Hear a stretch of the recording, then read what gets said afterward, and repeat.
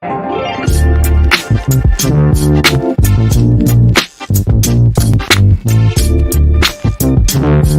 blessings, family. Peace and blessings. Shabbat shalom.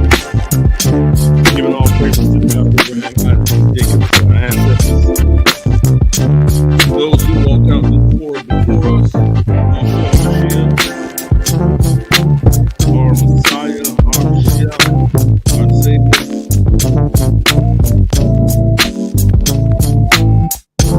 our Deliverer.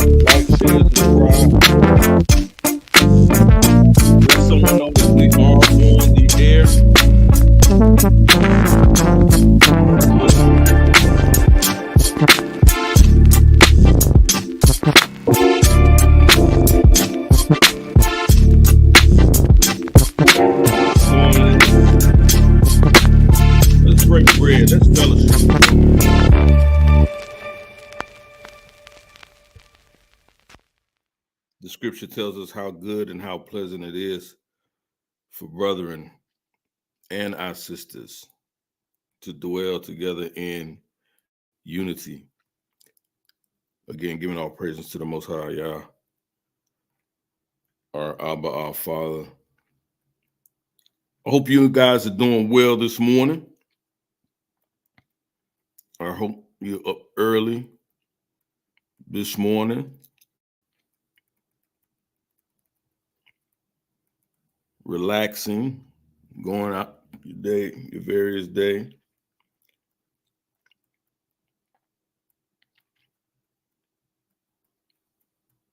Hope you're preparing yourselves. What we're going to do this morning, I'm not going to be before you long. I just want to do basically part two.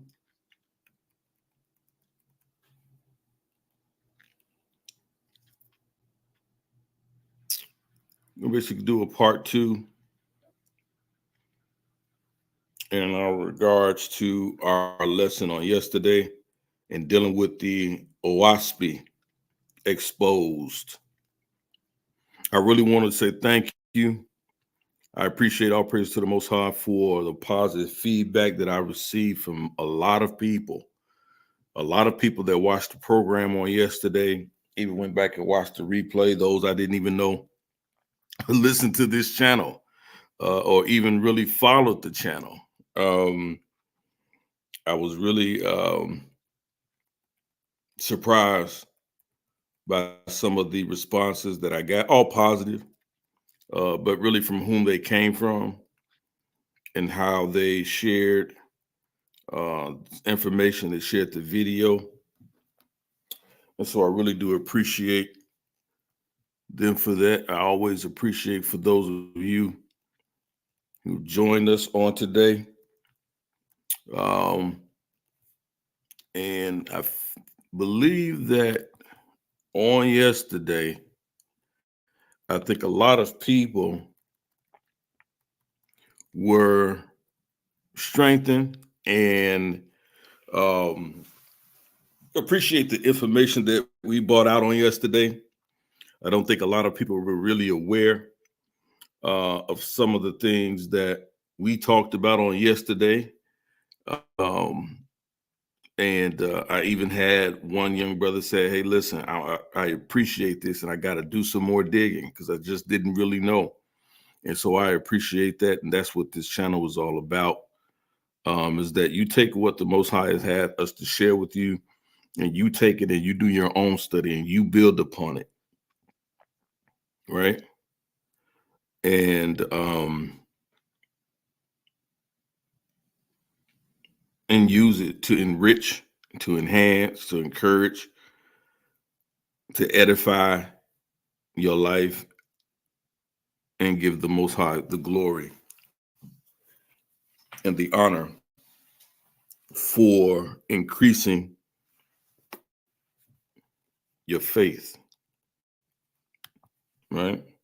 The scripture tells us that every man should work out his own soul salvation, right? And so we really appreciate that. Let me say this. Shout out to Sister Cassandra Menson, always in the building. I appreciate you. I appreciate your assistance on bringing the lesson out on yesterday.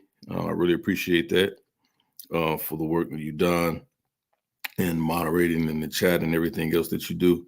I really appreciate you for that. Thank you. Thank you. Thank you as always. Appreciate it. Always appreciate it. Sister Cassandra says, Elder Yara, I had a nightmare about the Oahspe Bible last night. We are so blessed to have you exposing all of the devil's schemes. I appreciate that. And we're going to pray against those nightmares, you know. But again, exposing the work of the enemy is should be evident and should be always prevalent in anything that we say and do here, right? So that when we hear these things and we're approached by these things, or we hear them in passing, this is how we know what we should pray for, what we should come against, and how to pray against it. Not praying amiss, but dealing with it directly, so that we may be able to help someone else who may be involved in what I call occultism and cultic practices that we're going to get into today, that has its roots really deep in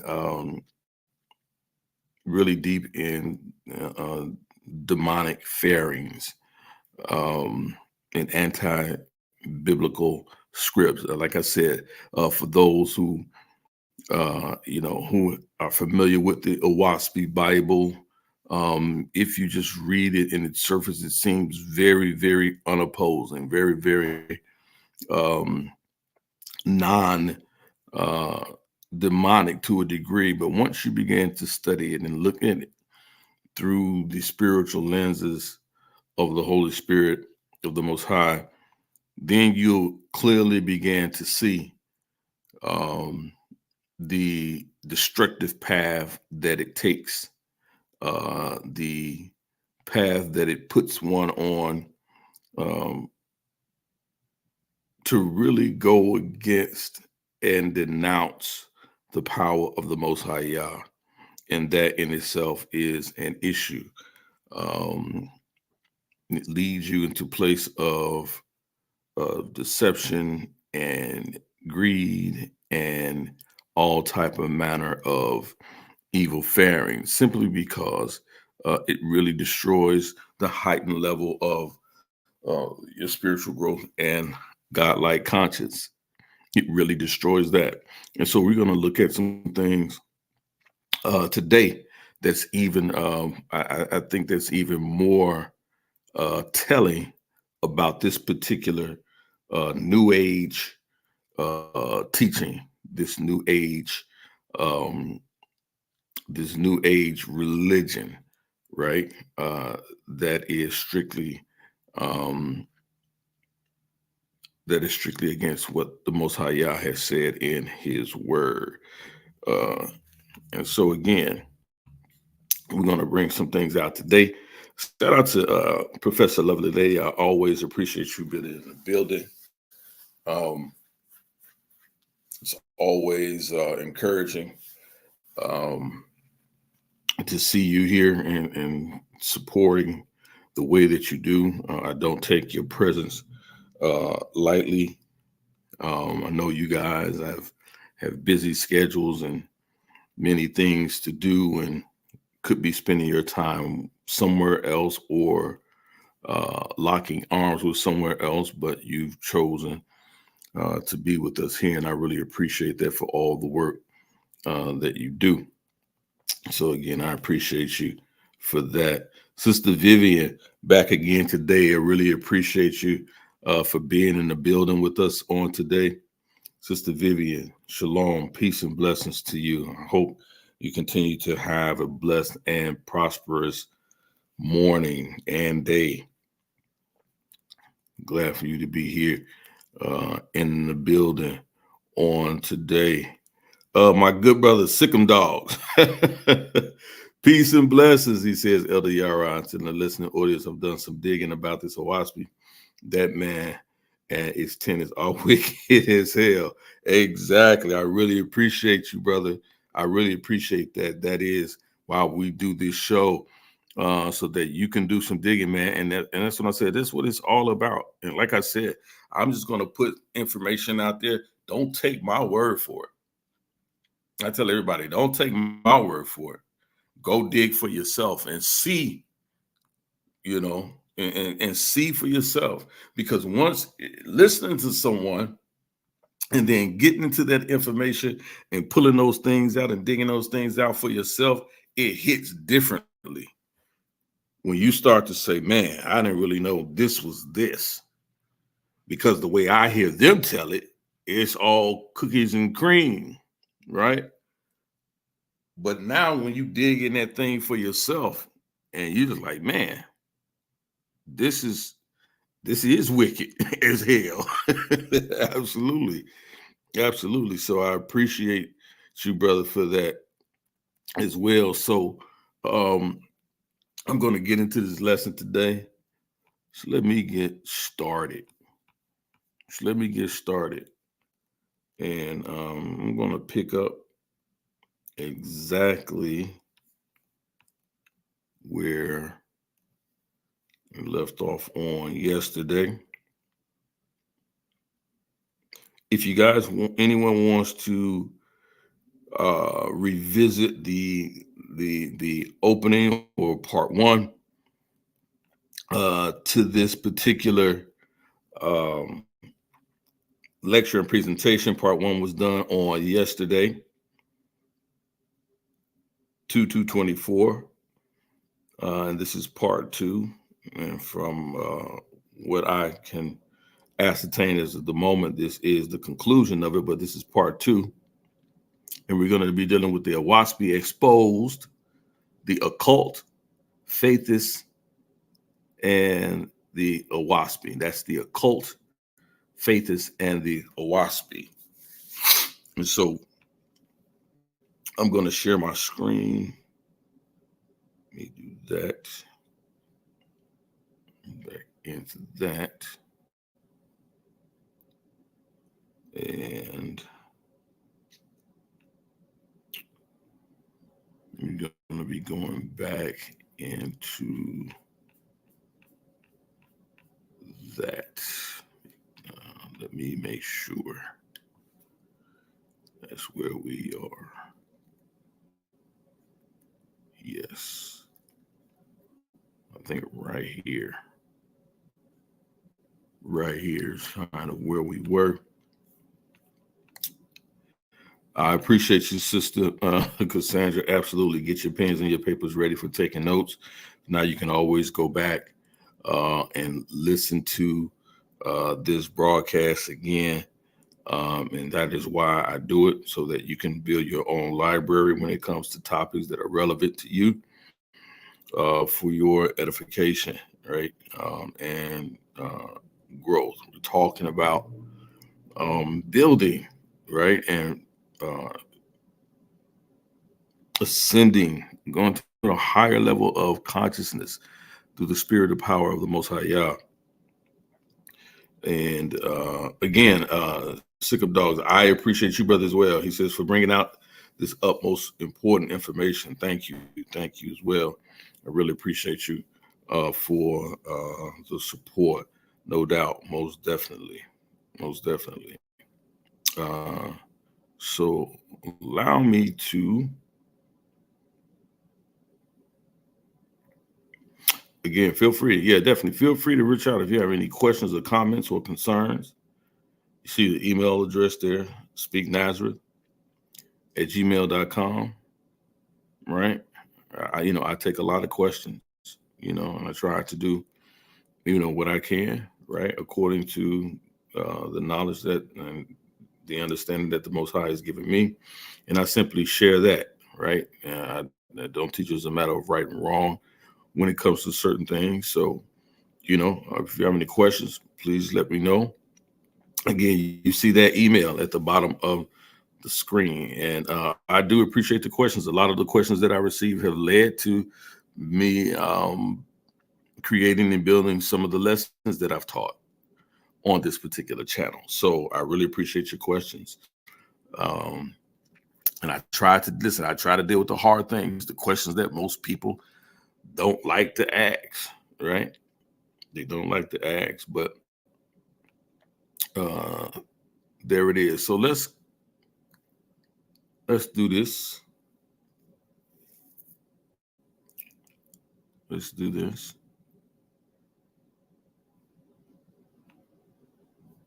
All right. Again, so we're dealing with this is the Oahspe Exposed, again, continuing from our beginning of this lecture from yesterday. So this is part 2, the occult, Faithist, and the Oahspe, right? And so yesterday we started really getting down into the meat of this. And I talked about yesterday that the commodity,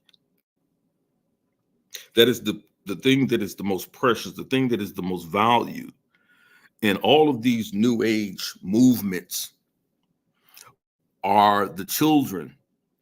And I'm not talking about adults or teenage minds. I'm talking about infantile children from newborn years of age, right? And it's very disconcerting. Uh, it's very sad, and it's very diabolical. As you began to look at this, you began to see certain things that is going on, and the agenda that is being promoted and pushed in a very, very subtle way. A very, very subtle way. And I think that when we hear these things, it's important that we pay attention to them. Even if you have young children or family members who have young children, or even if they don't have children, but when you begin to hear certain things, this type of chatter, when it comes up in certain conversations, that you are equipped and you immediately know how to address it. And that even with this information, you have a point of reference to share and show and say, listen, I've heard, this Oahspe. I see you have this Oahspe Bible sitting on your coffee table. I hear you talking about this, and certain things that you're saying is reminiscent of one of the lessons that we were involved in and what we were teaching on this particular channel. And I just want to share this information with you so that you can go and do some digging for yourself and see where the error is and the deception that comes along with this type of teaching and involving yourself in these type of new age movements. They look great and on the outside, but on the inside, there's horror, hell, and hate. There's horror, hell, and hate. When you get underneath the surface of these well-groomed, well-fashioned, well-spoken, right? Seemingly speaking of dealing with small children and young women, as if there is a heart's concern for their well-being and their care, but only to find out that uh, it's really a ruse. It's a masquerade. The Bible tells us that the enemy, that the Hashatan, comes masquerading as an angel of light. As an angel of light. What does that mean? That he comes masquerading uh, as a place or a thought or in a doctrine or in a teaching or in a literature like the Oahspe that seems to give off a illumination that will heighten and enlighten your consciousness, right? That will bring about that God-like consciousness, right? That same consciousness that Yeshua had, right? That allowed him to be obedient unto the Father, even unto death, right? But having that type of understanding and that relationship, that high level of consciousness that will bring you into the light and the truth of who the Most High Yah is, right? It will come in a light that will make you think that as I'm reading this Bible, this Oahspe Bible, that I am on the path of righteousness, that I'm being illuminated in that which the powers, as they say, the powers that be, or these spirits are angelic spirits or disembodied souls, spirits are telling me that I am growing and that I am well with this knowledge, right? And this esoteric understanding of knowledge, and that it transcends all. Be very careful. It would make you think that that's what you're doing. But in reality, it's really bringing you down to your lowest state of being, your lowest state of consciousness. Pretty much it teaches do as you will.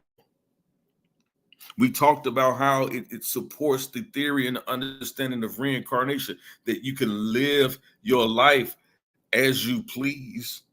And although you fail, you can be the most evilest thing that ever existed in your actions and your deeds and your words. And if you die in such a state, it's okay, because you'll be brought back again to get it right, and brought back again to get it right. And you can fail 9,000 times, 9 lives, I should say, until you decide to finally get it right. What kind of manner of evil is that? But what about the trail of bodies you left throughout those 9 lives? What about the people you hurt and destroyed in those 9 lives because of your evil actions? God forbid that he allows you to continue to do that or bring that oppression upon his children. God forbid. So this whole idea, understanding of reincarnation is just another major deception. But again, let's get into some of this information again, just a little bit of recap. Then we're going to go further. But I just want to do just a little bit of recap. And when we talked about this orphan utopia by John Bello and his New Burroughs Desert Colony, right? The author of this information is Reed McConnell from 2017. Very pertinent information. And again, we talked about looking deeper, and this is a painting that was done by John Bellows Newbrow, who is the creator and the writer of this Faithist movement and this Oahspe Bible that he wrote within a year span of time.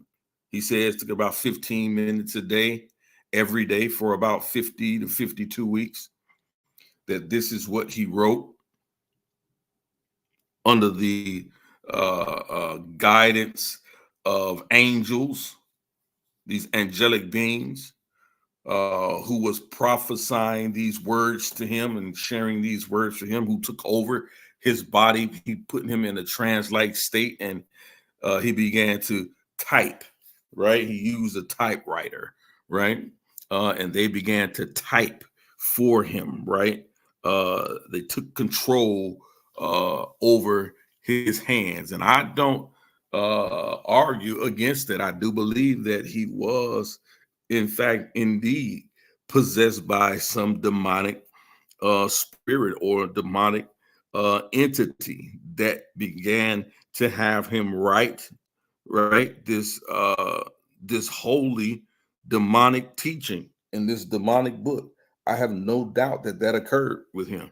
I simply have no doubt about that. And also, he talks about not only the fact that he went into this trance-like state to uh, began to type out the pages of the Oahspe, but that he also oftentimes was taken into trance-like states, and he would do these large artworks or large paintings, right? I mean, he began to paint different scenes and different scenarios and different ideologies of the world and how he saw things to be in the spirit world down through the natural world. And if you understand what we see, what we're looking at on the screen, this is one of John Bellows' paintings. And we talked about the imagery in it here. And as we look at this dark figure here on the side here with the goat horns, these are goat horns. And if you notice the cone hat here, right?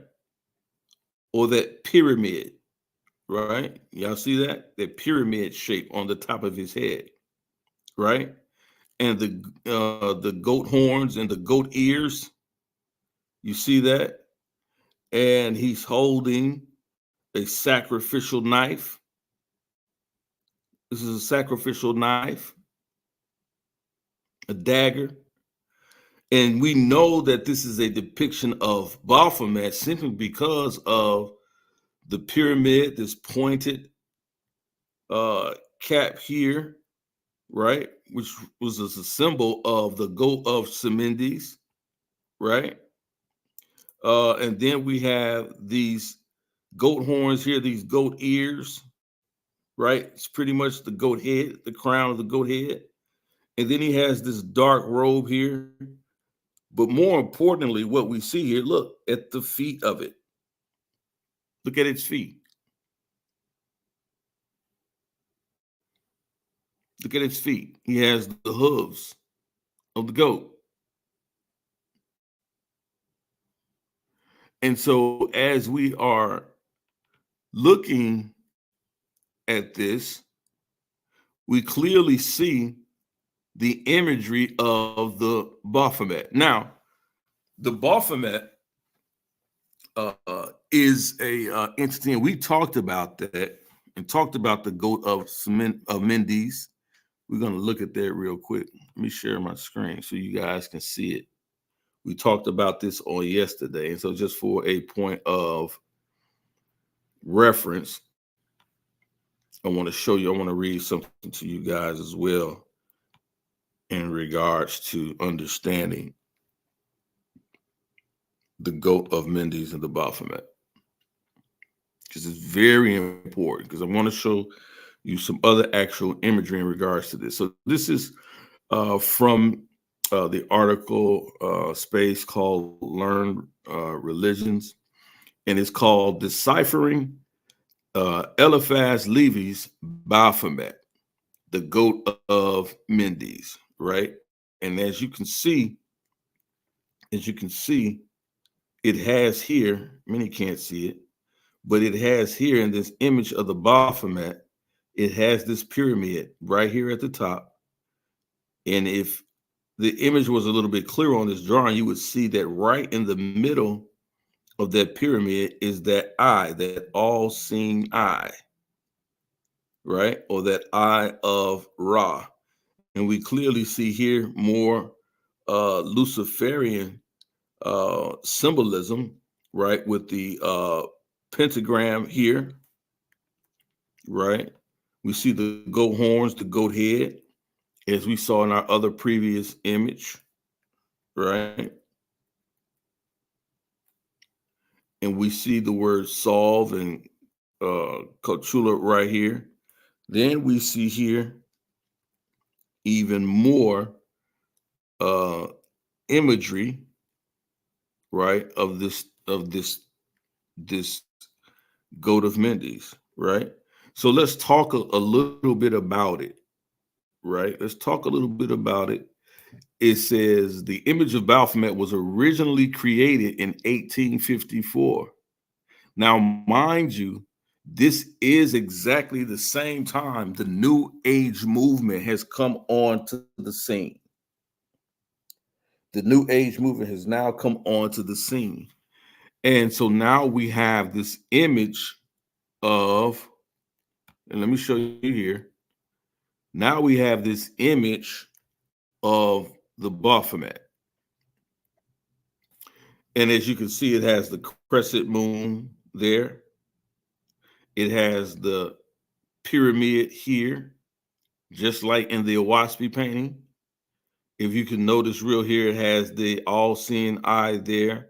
On its forehead, it has the pentagon. I'm sorry, not the pentagon, the pentagram, right? The five-pointed star, right? It's using the two finger symbol of means enlightenment or higher consciousness, right? And you often see a lot of times the depiction of paintings of Yeshua, right? As Europeans begin to do, you'll see them pretty much using this same symbolism, right? But you'll notice it's done in a kind of reverse the way that it's done. So usually you'll see it painted on the images of Yeshua, right? Usually in European depictions, but usually in depictions of sainthood and holy illumination and consciousness, you'll see that the palm of the hand on those images of Christ are turned inward, right? The palm on this image, even though he's holding up the same two fingers, it's turned outward, right? It's turned outward. Um, and so uh, we began to see the imagery here that is completely um, completely detrimental to the space and to the understanding of what the Bible teaches as far as dealing with images, idols, uh, gods being created that men have worshiped. And so it says the image of the Baphomet was originally created in 1854. Again, that's when the New Age movement really took off, and you start to see a lot of these theosophical societies begin to emerge. And it was created by the occultist Eliphaz Levi for his book, Dogma et Ritual de la Haute Magic. And it means dogmas and rituals of high magic. I told you yesterday that in dealing with these people, the high magic it's dealing with dark magic, where they call it white magic, red magic, blue magic. It's all dealing with these particular types of entities that are giving the power or giving them power or the ability to use spells, right? To manipulate the hearts and the minds of the people. It's all magic, right? It reflects a number of principles considered fundamental to occultists and was influenced by Hermeticism, right? And that's the following in the teachings of Hermes Trismegistus, right? That was a purveyor of Kemetic magic or magic learned from ancient Kemet and the priesthoods in ancient Kemet, right? They called it Heka, right? Or magic, right? And they say Kabbalah, right? But this is a corrupted version of Kabbalah, right? And then it says in alchemy, among other sources. And so oftentimes, this is why even on this channel, I use the term alchemy to give it an understanding that all it means is to really to mix together or bring things together, right? To create something of value. But you see here, they apply it in a magical sense where they were looking for um, uh, things to create, mix elements together to create gold, to create elixirs that will give you a long life, sinking the fountain of youth and different things like that. Those types of elixirs and magics and potions and different things of that nature. This is the terms and the way that they were seeking to use alchemy in order to further their agenda. Alchemy in of itself is not a bad word. It just simply means to mix or to bring together, right? Um, but this is the understanding. And so it says the history of the name, the term Baphomet, is almost assuredly a corruption of the name Mohammed. And this is also something else that I wanted to touch on as well, right? With this particular image, right? It says it's a term that is derived from the name of Muhammad, the last prophet of Islam.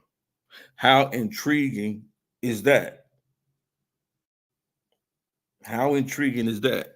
That the term of the name Baphomet is created from or derived from the name of Muhammad. It said he has long been taught to be a derivation from Mahomet, the French name of the prophet Muhammad.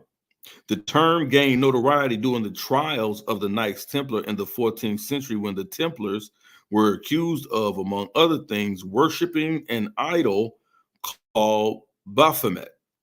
Many of the accusations against the Templars were clearly false. They caused many to assume this charge was likewise invented by a king trying to get rid of a rich order to which he was indebted. The meaning of Levi's Baltimore, speaking of Eliphaz Levi, the creator of the Baltimore image, he was an occultist. Also, Levi's illustration has nothing to do with Islam, right? Nothing to do with it at all. Although tales of the secret knowledge of the Templars might have inspired him to adopt the name of their supposed god. Levi himself described the meaning of the symbol thusly in his book, Dogmas and Rituals. He says this: the goat on the frontispiece carries the sign of the pentagram on the forehead, with one point at the top, a symbol of light, right? His two hands forming the sign of Hermeticism, the one pointing up to the white moon of Chesed, the other pointing down to the black one of Gibura. This sign expresses the perfect harmony of mercy with justice. His one arm is female, the other is male-like, the ones of the androgynon of Kunthrath, the attributes of which we had to unite with those of our goat because he is one and the same symbol. The flame of intelligence shining between his horns is the magic light of the universal balance. The image of the soul elevated above matter as the flame, while being tied to matter shines above it. The beast's head expresses the horror of the sinner, whose materially acting solely responsible part has to bear the punishment exclusively, because the soul is insensitive according to the nature and can only suffer when it materializes. The rod standing instead of his genitals symbolizes eternal life. The body covered with scales, the water, the semicircle above it, the atmosphere, the feathers following above the volatile. Humanity is represented by the two breasts and the androgynous arms of this sphinx of the occult sciences. That's his description of this image. How demonic can you be? He has one male arm and one female arm, two breasts that represents humanity and mankind.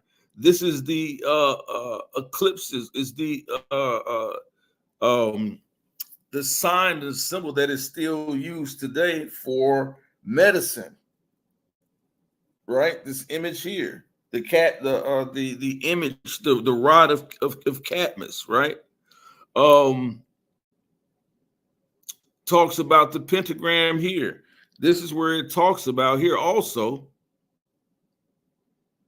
that pyramid shape with the all-seeing eye, a flame of knowledge, right? These signs, one pointing upward and one pointing, and the other hand pointing downward, right? The goat head representing the sins of mankind, and the horns of the goat, its stubbornness, right? So when we see these things, we're going to show you how even in the Oahspe literature, everything that Eliphaz Levi espoused in his creation of the Baphomet, we're going to see these same understandings and these same teachings revealed within the Oahspe text. This is what they believed. This is what they were espousing. And for those who believe and think that the Oahspe is a holy book, it is not. It is a book masquerading as an angel of light. But it's wholly to deceive. In every imagery or symbolism of Eliphaz Levi's Baphomet, you'll see these principles relayed and laid out within the Oahspe text. It's there.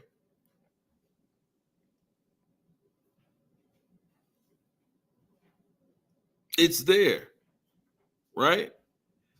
And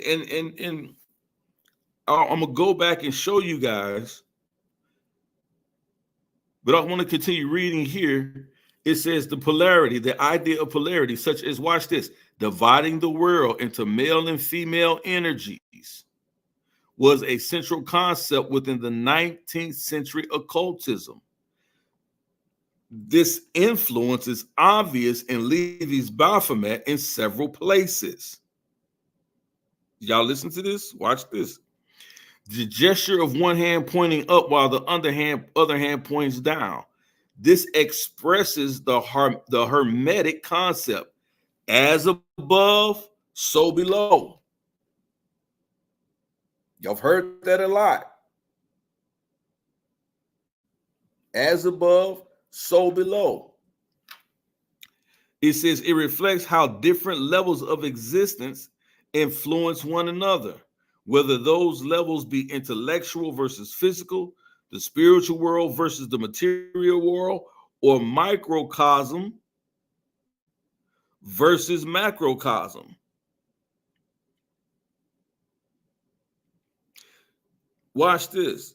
Shazad and Gabura are two separate on the Kabbalistic tree of life, which maps out aspects of existence. They are on opposite sides of the tree,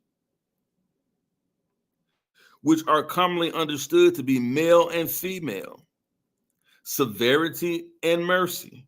Shazad represents kindness and love, while Gabura represents power, strength, and judgment. The Latin terms solve and coagula, written upon Baphomet's arms, these translate to dissolve and coagulate, which are opposing chemical processes.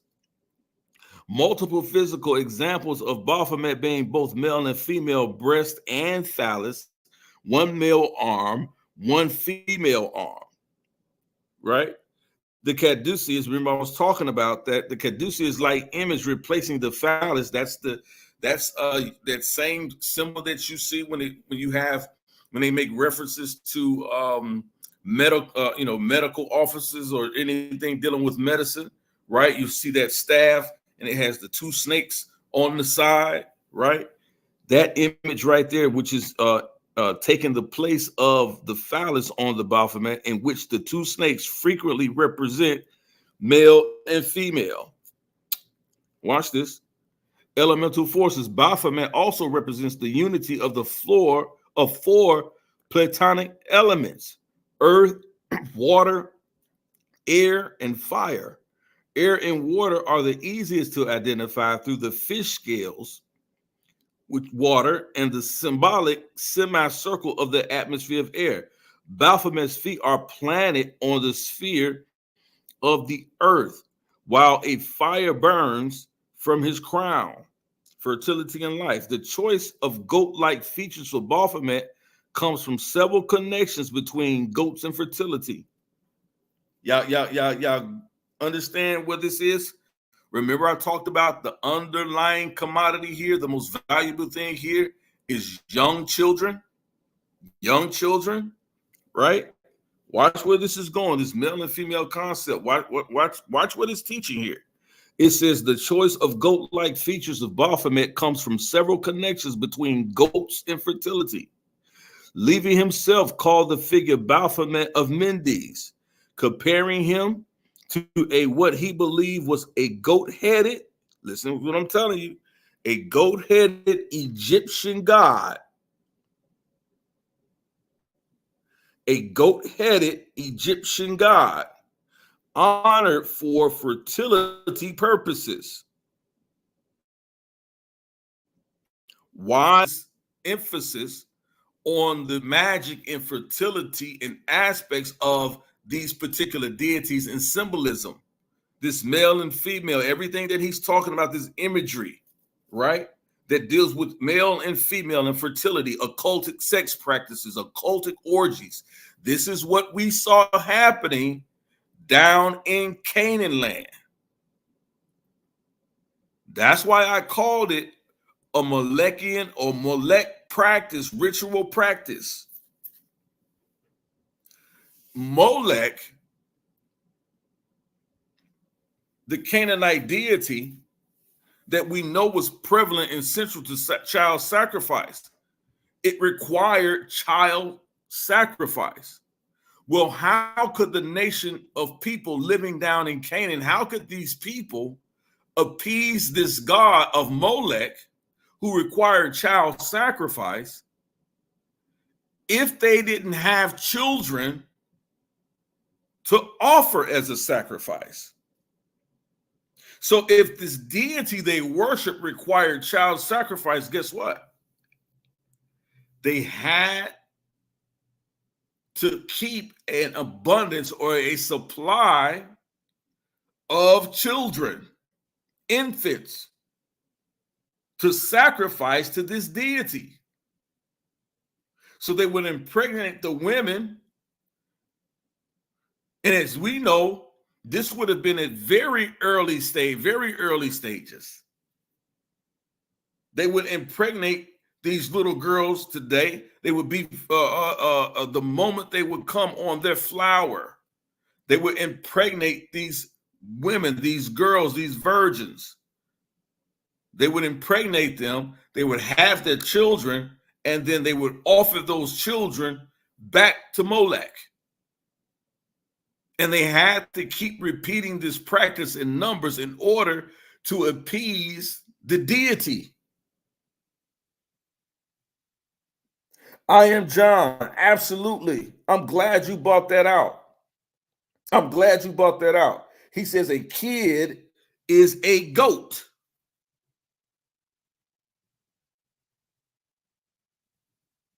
Y'all see how these things are how they connect. We say oftentimes we say stuff not even understanding a lot of the times the ramifications of the stuff that we're saying, but we say a lot of things simply because they filtered their way into our culture through language.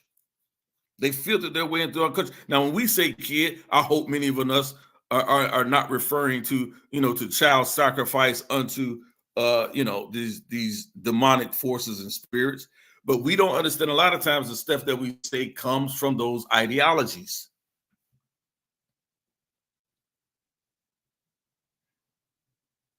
You understand?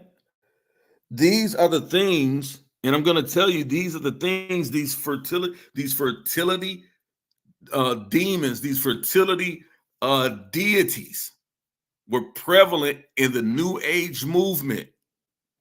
It's prevalent because the deity that they worship requires child sacrifice through ritual sex and through ritual killings.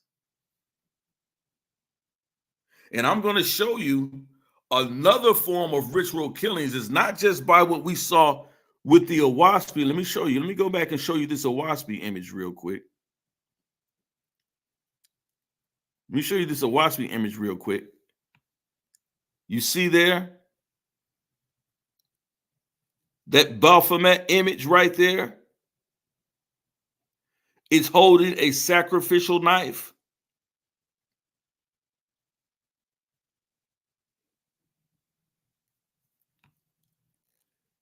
It's holding that sacrificial knife there. One of the things that we know, another way that they would sacrifice children in a pure form,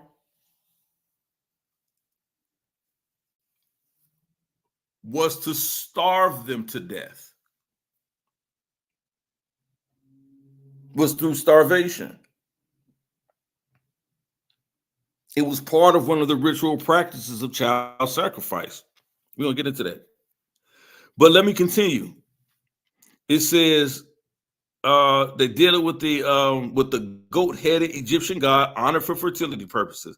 Pan, a Greek god with goat features, was likewise commonly associated with fertility in the 19th century. In addition, Baphomet's phallus has been replaced with a caduceus, which is considered by some to be a symbol of fertility. Certainly, the phallic emphasis can only encourage notions of fertility. Other references in Levi's explanation, Levi's mentions of Kunrath refers to the 16th century occultist Heinrich Kunrath, a hermetic. There goes that Trismegistus again. And if you follow, let me say this, if you follow who holds Trismegistus or Hermes Trismegistus as one of its highest, if not its founders of its belief system and ritual practices, he's at the very top of the pyramid when it comes to the 33rd degree masonry or Freemasonry. There's no denying their connection to Hermes Trismegistus and his ritual practices. I keep telling people they hide in plain sight. They hide in plain sight. And they've created this allure for themselves, making people think, oh, no, it's nothing wrong with it. We just do this. This is why when they talk about, when they bring you into the fold of Freemasonry, what do they call that ritual practice? Riding the goat. Riding the goat.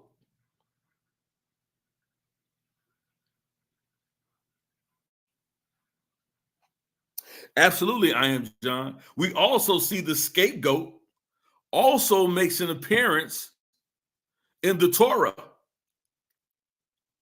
where the scapegoat with the sins of Israel, the Levites at a time would pray for the sins of Israel. They would offer up a sacrifice for the sins of Israel, and then they would take a small goat, a he goat, and symbolically place the sins upon that he goat and send it out into the wilderness to what they call a Sazel or Azael. right? We find this in the Torah. And it says that the goat would go and it would fall off of a cliff. It would fall off of a cliff and its boughs would burst out down in the valley. This is why we get the same imagery when it talks about when Judas portrays Yeshua, that how he hangs himself and his boughs fall. And people say, well, isn't it a contradiction? Did he hang himself or did his bowels gash out? Well, if you understand the construction of the city, he would have been hanging over the edge of the valley, down with the valley below. And as he's hanging, it says that his body, or the weight of his body as he's hanging, that it breaks, the tree break, it breaks, and his bowels and his body hits the jagged edge on the way down to the valley of Himnon. To the valley of Himnon, and it says his bowels burst out, and that's how he actually died, not from the actual hanging of himself from the tree. But he did hang himself, but that's how his body was too heavy, so he falls down. So, but the valley of Himnon below. And as we said earlier in one of our lessons previous this week, we know the valley of Himnon was the same area that we talk about now in the place of ancient Canaan, where this Molech worship was going on. It's the same place. So y'all see how this is really all connected. Listen, you see right here, I didn't even notice this down here. It says the Levi describes Baphomet as the Sphinx of the occult scientists. A Sphinx is most commonly a creature with the body of a lion and the head of a human. They originated in Egypt, where they were probably connected with guardianship, among other things. By Levi's time, the Freemasons, I didn't even know this was in here.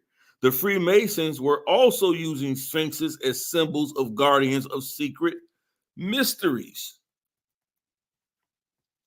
You see? This stuff is all connected.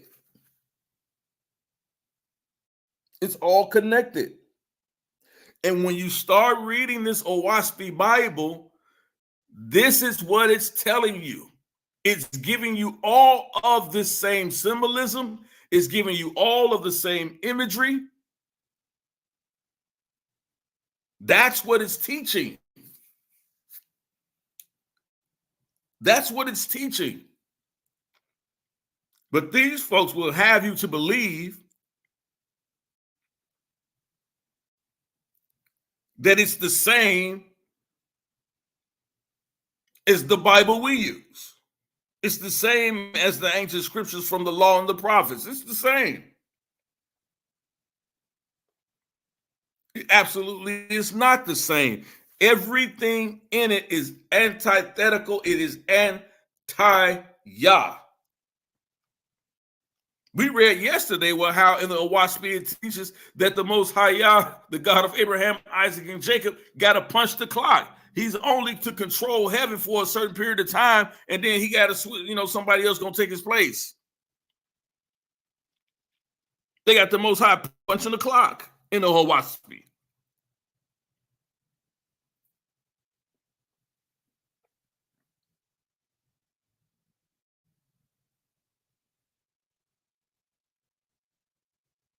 You understand? And we talked about this. I'm glad John is here because he's going into really what we were talking about on yesterday. We were talking about, even if you have happened to heard Billy Carson, and we dealt with that on this channel, he talks about in his book the compendium of the Emerald Tablets, and he's dealing with the Atlanteans, just like in the Oahspe Bible. They talk about Atlantis. They use the same timeline, 24,000 years in the Oahspe Bible, the same thing that they do in the Emerald Tablets and the Anunnaki, dealing with that. Dealing with Thoth, magic, and worship and understanding.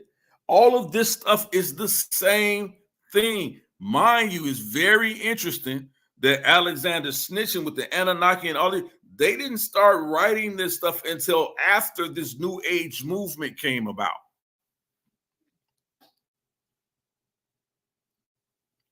All of the imagery is the same.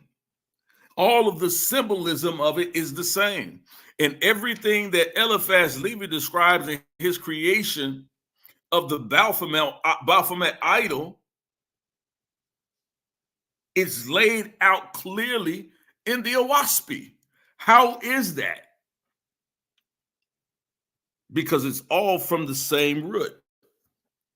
And we're going to get to that.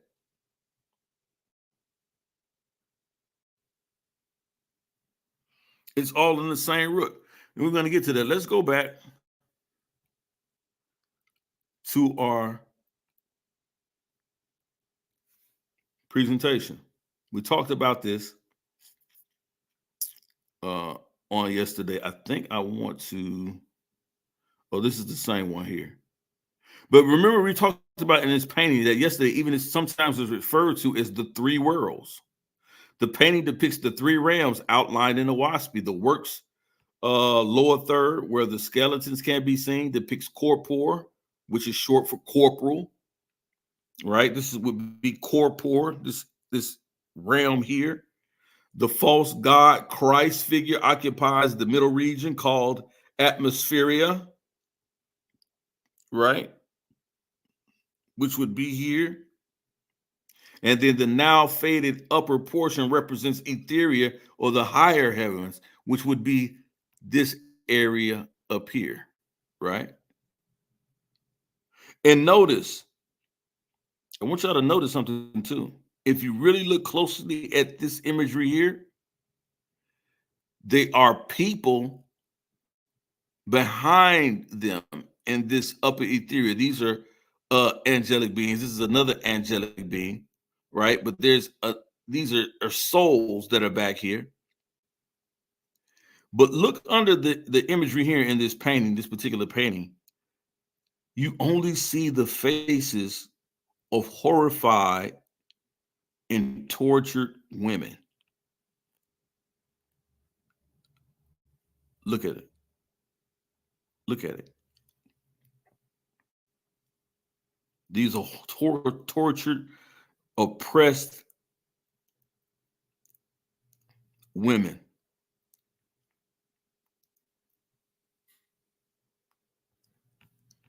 But let's continue. And what do we have here, family? What do we have here? From what we can gather, that these are some of the children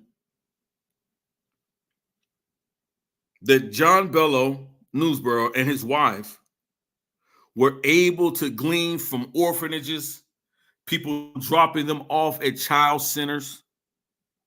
If you don't want your baby, your young baby, bring them to us. We'll take care of them, no questions asked. These are some of the children that were taken in by them.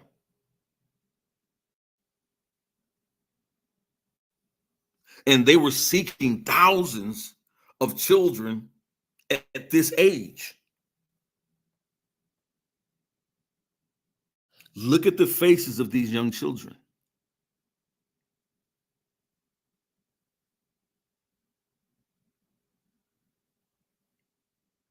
They did not care from what ethnic background they came from, because the deity of Molech, child sacrifice, does not care about the race. It only wants the blood of the innocent.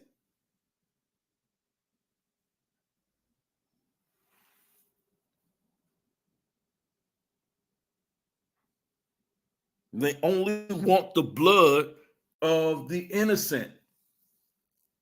And so they found, from my understanding, that they can make deals with, and the brother here said it in Cardio Pistol, brother, they can make deals with these orphanages to take these children. And it became so egregious. It became so egregious in them getting children from these orphanages. Some of them, and they would take the children in whatever state they found the children in. Some of the children were were sickly. Some of the children um had disabilities. Um some of the children had issues, which probably is a lot of times why most people got rid of them. A lot of the children, and this is what I wanted to tell people for what we can gather, what I can gather.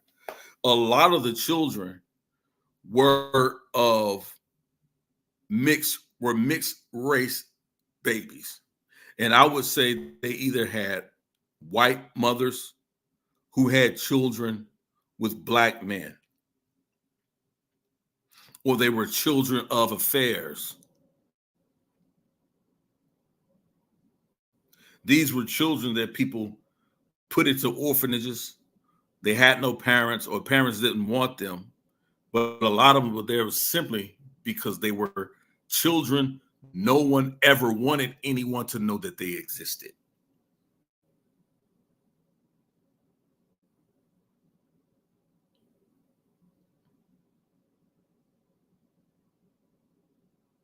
And as we read on yesterday, we know that John Newbrough, the writer of this Oahspe Bible, that this was his mission. They talked about it being his obsession,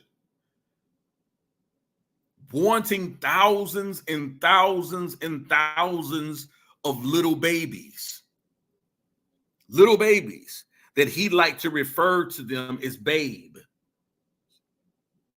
These little babes.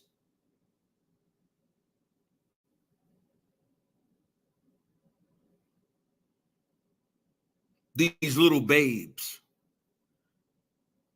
And they had people in Chicago, Philadelphia, New Orleans, where they would set up these drop houses for unwanted children. And they would bring them back to their compound, their colony, this Shalom colony in Las Cruces, New Mexico, where we read yesterday that the eyewitness accounts basically described it as a nudist colony, from the adults to the little children, this age.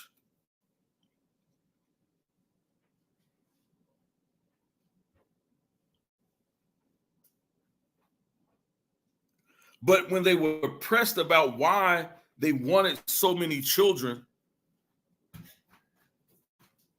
they simply said, we just want to establish a better world, a new world, bring about a new world order.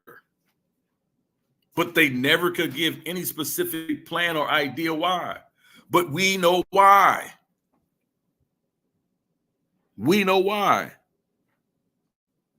Because throughout this New Age movement and the foundation of it, the underlying commodity here is the innocence of young children. I want us to take a look at something here.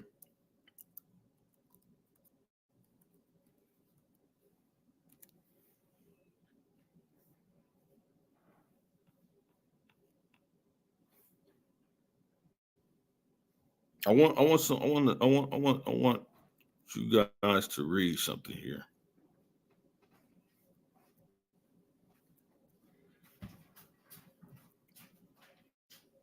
Just let me pull it up real quick.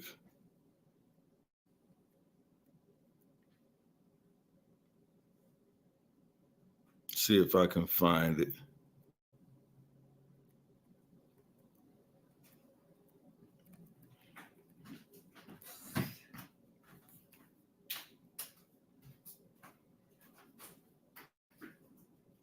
I want y'all to see something here. Where is it?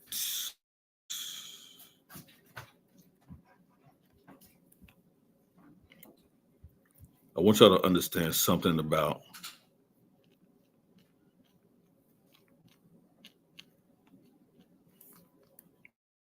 this worship of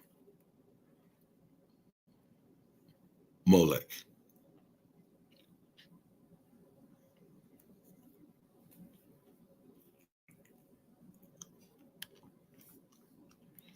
This worship of Molech and what I'm showing you guys today. Let me share my screen.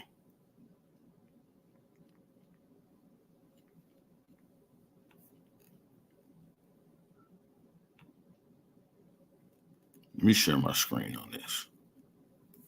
I want y'all to see something here.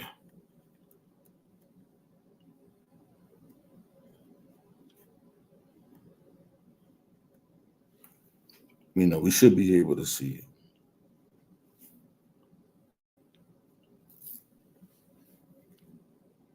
Right? And this is what we have here, right? We're talking about Molech or Molech, which was equivalent to Set. He was worshipped as Set and Saturn, or Saturn, or Saturn Nalini, right? And oftentimes you'll hear that Saturnine is somehow connected to the God of the Bible. Hogwash. Hogwash. Thank you, Sister Cassandra. But I want y'all guys to look at something here and think about everything we've been talking about in this Oahspe Bible and everything that we've learned from yesterday and today. Let's look into this, right? It says Molech or Molech, Saturn or Set, right? Come on now. It says also known as Baphomet, Lucifer, and Baal, right? Molech is known as Baphomet, Lucifer, and Baal. And the symbols reveal soul archetypes. It says Molech was the Canaanite version of the Egyptian god Set. The god Set, excuse me, was a homosexual god of evil. He was worshipped during ceremonies that involved human sacrifice, cannibalism, and homosexual orgies. As the god of destruction, he became the god of the Egyptian military. In ancient Rome, he was worshipped as the god Saturn by the Roman military, often with baptism by blood. Thus, we see that Satan, Set, Saturn, Molech, etc., was worshipped by Solomon and his wives as he grew old and senile. And see, people don't understand what befell Solomon, because in dealing with the foreign wives, this is the ritual practice or the pagan practice that they had brought into the kingdom and the nation of Israel among the Israelites. And because, as this says, as Solomon in his old age, once we understand it, in his old age, in his misgivings and misunderstandings, he began to worship these pagan deities. We understand this in the scripture. It says this involved heterosexual sex orgies, which was attributed to Astaroth. Now, remember, we read yesterday that Astaroth, Osiris, and Baal is one of the worshipped trinities or Trinitarian-like doctrines that's promoted in the Oahspe.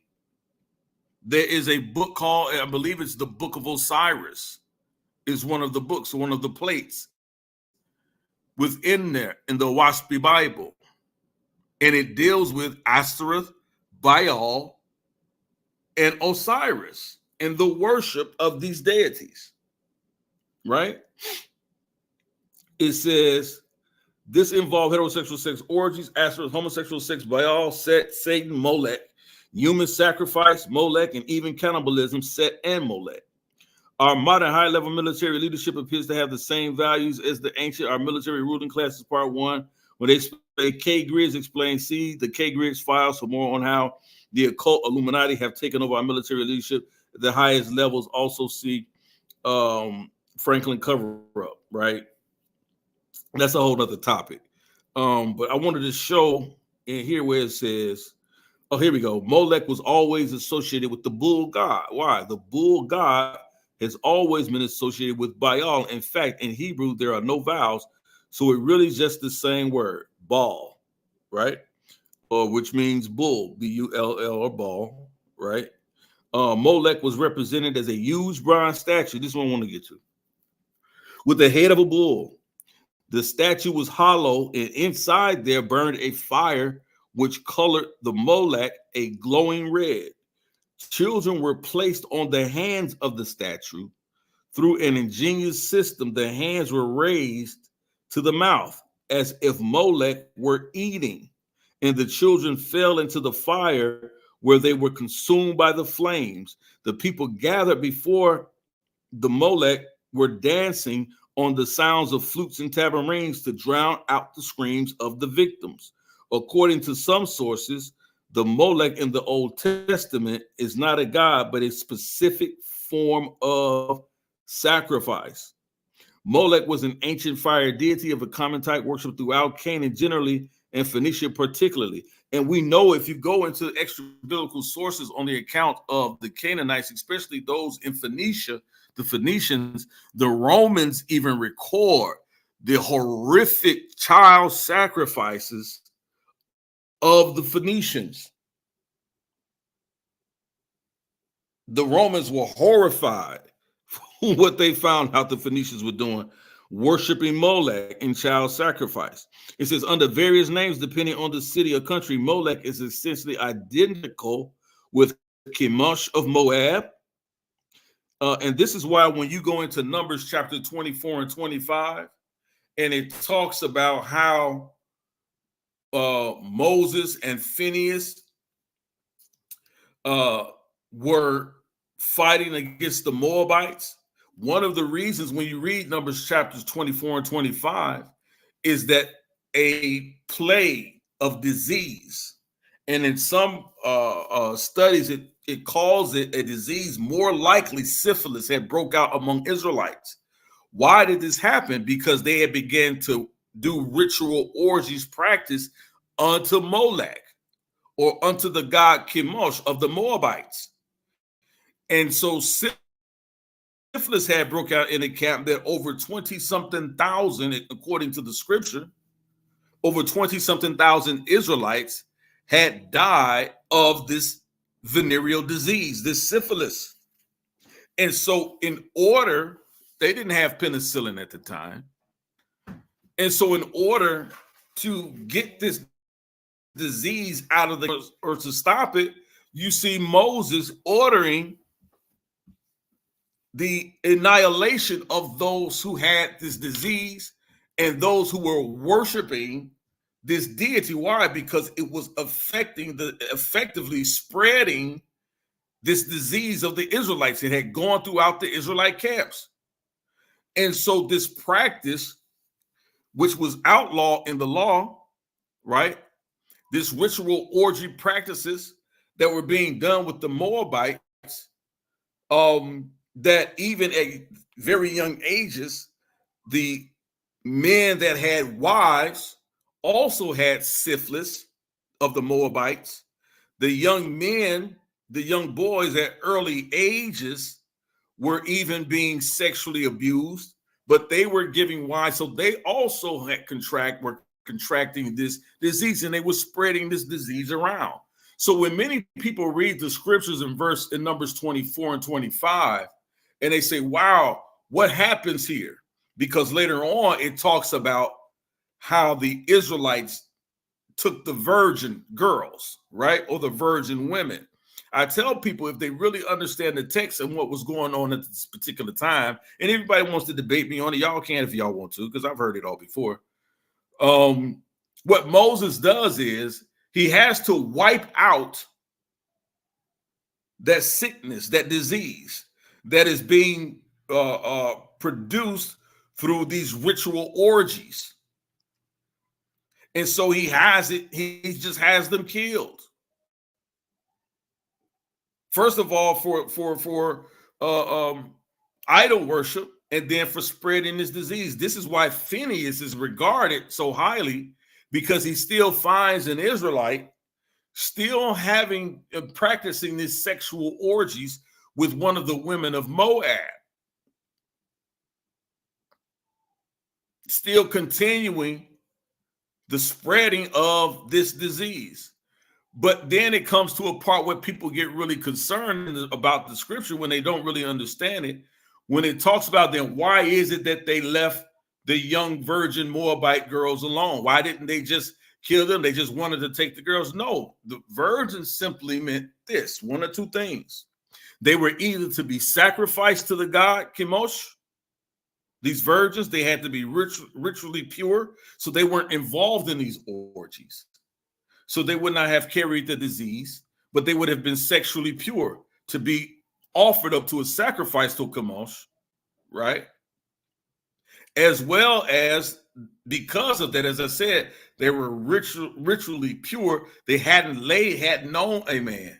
And so because the most of the camp, the men and the women, right, that were involved in this, Moses ordered it to be destroyed. And not just them, but also the leaders, these Israelite leaders that were over these men, that led them into this ritualistic sexual orgy practices that brought about this disease in the camp, right?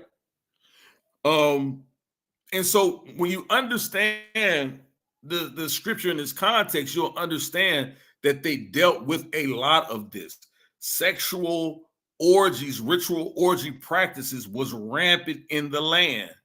And there's no way you could have done it then. No more so you can do it now and do that and not have these sexually transmitted diseases. And at that time, they, like I said, they didn't have penicillin or a little blue pill or a little red pill or some cream or whatever you can put on to take care of whatever it is to get rid of it. You just died from it. And it went through the camp like wildfire. You just died from it. You died from it. So the only way to quarantine this and to get rid of it, you had to get rid of the people that were involving in these ritual practices. Right? And so Incognito says, why were the young boys killed? The young boys that were killed, just as if you go in any text, the young boys would have grown up still being attached to the ways of their fathers. You often saw this practice, right? And in any event, young boys, usually when they say young boys, it's not saying young boys as we consider babies, but it's a connotation of young lad. A young lad would have been about 13 or 14 years old, maybe 20, 21, same as we see in the Hebrew culture. They would have been about that very age, just like when we talk about Elijah and talk about why did he prayed that the she bears and the she bears came and mauled the young boys. Well, it's really not saying young boys is in terms of little bitty boys like 10 and 12, but it's saying young men, which would have been about the age of 21, 22, in that age. It's talking about your lad, right? Or your lad, or young man, right? So when it talks about boys being killed in that text, Numbers 24 and 25, it's really talking about young men, as we would say young men today, right? Which would have been about the age of 24 and 25. And I'm going to revisit that chapter at the end of this lesson so we can go through that and see it, because it's very important. People always have that question. But I wanted to show that these deities, these Molekian deities, that it was based on ritual sex, ritual orgies, child sacrifice. Let me go back here. Child sacrifice and worship of this deity, Molech. right? And so we got to understand that the spirits of these people taking on this ritual practice is come down throughout this New Age movement. Came down throughout this New Age movement. Let's go down a little bit further. And so as we get to what they call the Kiantone domain,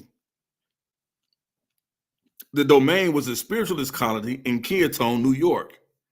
And Newbrough had been attracted to the group because it advocated for progressive ideas which mirrored his own, including the promotion of race mixing and the abolition of national governments.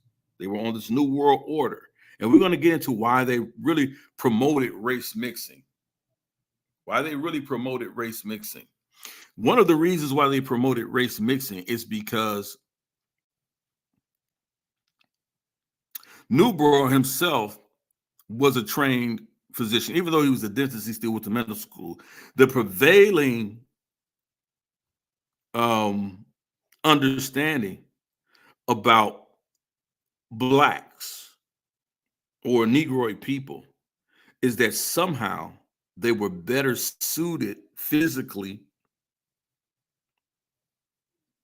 to fight off disease and to die of certain ailments, to be able to live longer lives. This was observed by many scientific many scientists who follow scientific racism, right? They understood this. So this is why you would see sometimes, especially during the early 1900s, they would even involve themselves in the dissecting of African people or people of African descent, and even creating machines that they actually had a U.S. patent on how to extract melanin from the skin of people of African descent, because they thought that maybe the power was in the melanin, and they used that to extract to extract the melanin from the skin of people of African descent.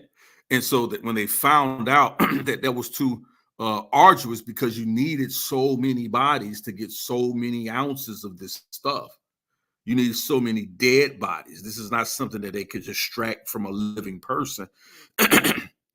You need so many dead bodies. You needed so many not volunteers, but you needed so many people to do this, right? To get enough melanin to distribute. It was unprofitable, right? You can only do it in small quantities with a lot, and it took a lot of bodies. And then they would take the melanin and inject it into themselves. This is a real thing, right? And so a lot of the scientific racists of the times came up with this understanding of, well, race mixing. White men having children with black women. That was the promotion. Not black men having children with white women. That wasn't the race mixing that they were promoting. But they were promoting white men having children with black women. That's the race mixing that they were promoting. And it talks about in the abolition of national governments, because they believed that they would create a superior race, that they could raise these children much stronger, much more effective, with the power and the physical makeup of an African American, still being considered raised as a white man, and that this powerful race would be part of that new world order. That's pretty much what their spiel is. So it lasted, but the domain fell apart in the late 1850s. First, a sex scandal involving several prominent members brought them unwanted attention, right? So let me look at this. I want to look at this. Let me see if I got it here. Hold on one second. Let me see if I got it here.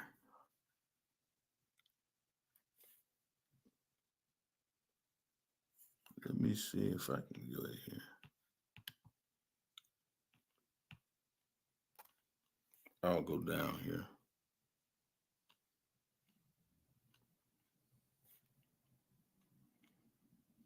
Uh, let's see.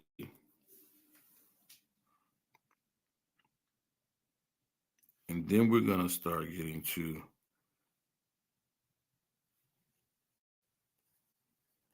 the actual. Let me see what this shows. I think that was just a download for that one. But let's go here. And now let's talk about the person that many of these people began to attract themselves to. Sister Cassandra, she says, Lot children with his two daughters both engaged in child sacrifice. Ammon, the Ammonite god Molech, and Moabite god Chemosh. Absolutely. Absolutely. So let's deal with Madame Blavatsky, a seeker of truth and a fraud, the Theosophical Society and the origins of Faithism. Let's talk about it. This is Madame Blavatsky, and she is often regarded as the founder or co-founder, but one of the most important people of quote unquote, they call her the godmother of the New Age movement. The New Age movement.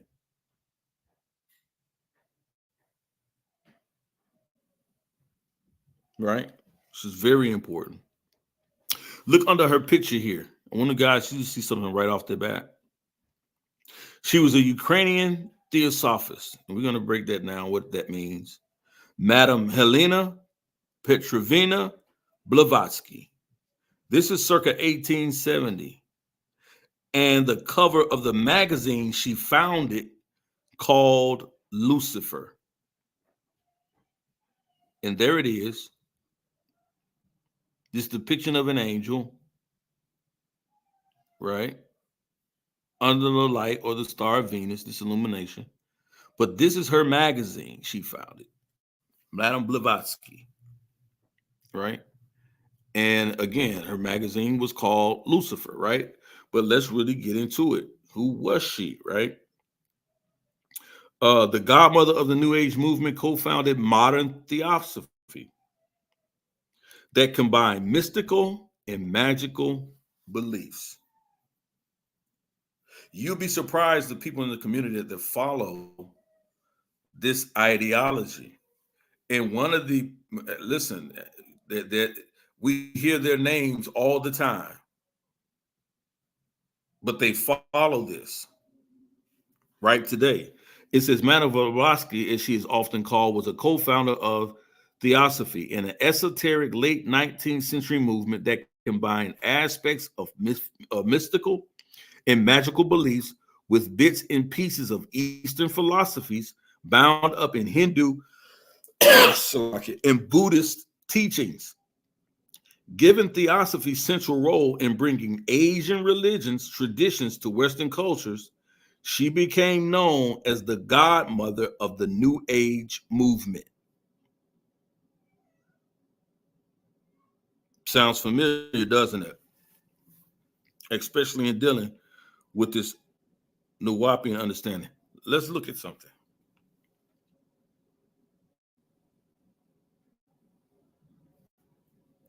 All right. This is from the Canadian Broadcast Radio.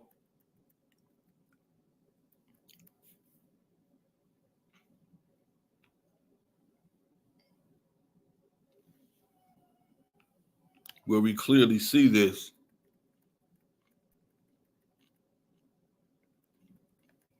She is Madame Blavatsky.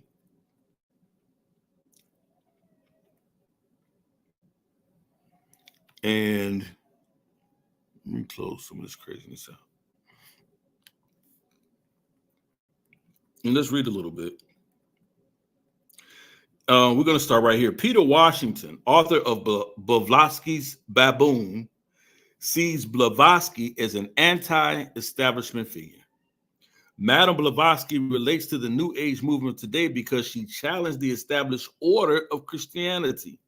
And listen, when we talk about Christianity, they're really talking about any that reflects on the teachings of the New Testament, this Judeo-Christian understanding, right? So it's not talking about a specific doctrine, right, of Christianity, but the whole concept of the biblical God, Yahweh, and what is referenced to as Christian or Christianity and some aspects of Yahweh or who the Mashiach is and what they believed in that realm.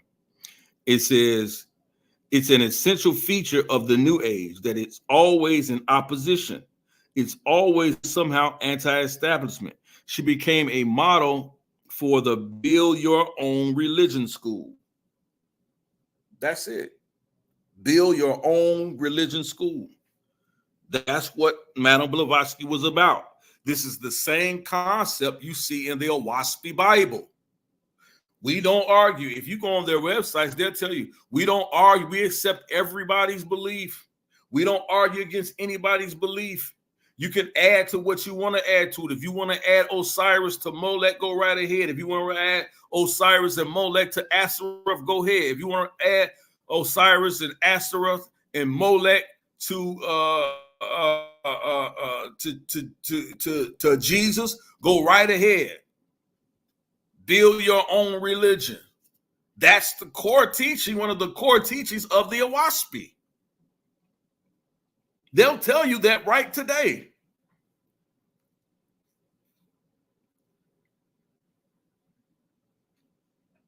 This do as you will, free thinking, free love, right? She became a model for the build your own religion school.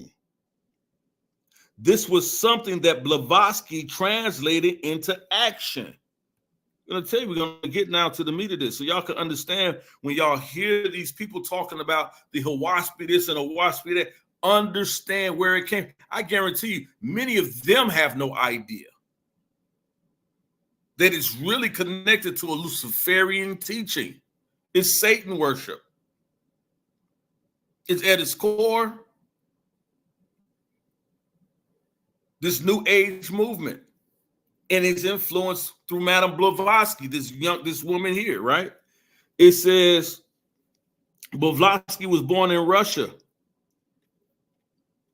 in 1831 and talked extensively about leaving home at a young age and wandering the world at a time when the women's movement was severely restricted. She made some extraordinary, though uncorroborated, claims about fighting side by side with Italian revolutionaries, learning from indigenous peoples in Quebec, studying with Tibetan mystics, despite the fact that 19th century Tibet was closed to Europeans, just lying.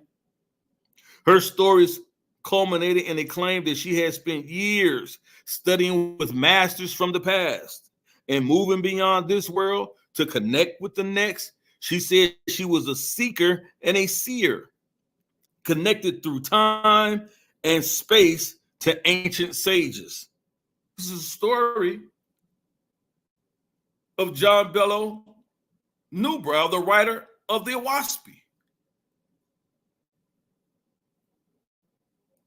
He completely lifts his story directly from Madame Blavatsky. He lifts his story directly from Madame Blavatsky. He talks about going to the exact same places she went to, having the exact same experiences she claims she experienced,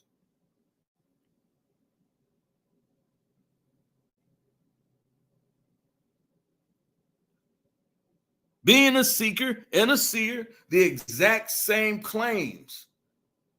He's not unique in this buffoonery and trickery. As I said earlier, as I said yesterday, it's a cookie cutter ritual practice of lies and deception. That's all it is. So when you're dealing with these cats with this Oahspe understanding, and the reason why it's so important to continue to pound on this or to really get on this is because they think, even in this community, in these spaces, that they're making some type of headway in progress and that they can stand against the power of the Most High Yahweh. You cannot do it. You won't do it. But you really made the mistake, Cosmin Cow TV, and I won't put it over on the other guy because he didn't open his mouth. But you, Cosmin Cow, talk too much. So now let's deal with it, right? So Blavatsky, so again, we see once we go back yesterday, just go back yesterday and look at part 1 we did, and you'll see where Nubro takes the very story from Madame Blavatsky and attributes it to himself, almost down to the very detail of how he even comes up with this Oahspe writing or text. Let's continue. English Theosophist Dr. Anne Bissonnette. Man, and I had a great quote from Anne Bissonnette. I had a great quote from her about this whole understanding, because eventually she walks away from it. But watch this. An Indian Theosophist, Hindu Krishnamurti, are among some of the more prominent people influenced by Madame Blavatsky, right? So let's continue. In the late 19th century, there was a booming interest in the occult, and Americans and Europeans flocked to mediums and spiritualists to connect with their dead loved ones, right? Remember we talked about these people cashing in on seances and being able to speak to the dead and channeling old spirits. They claimed they were channeling George Washington, and they were challenging all these other different type of spirits. Confucius. Remember, we read about Nubro of the Oahspe talking about how he was channeling Confucius.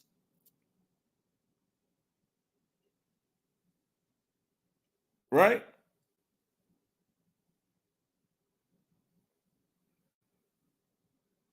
And all of this craziness.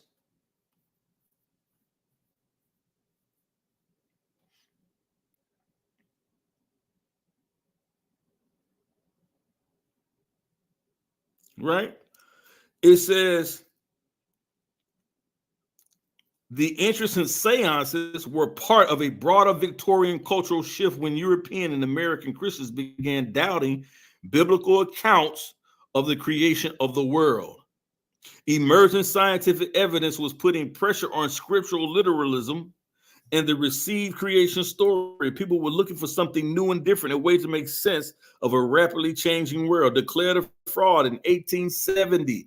Blavatsky was in New York City,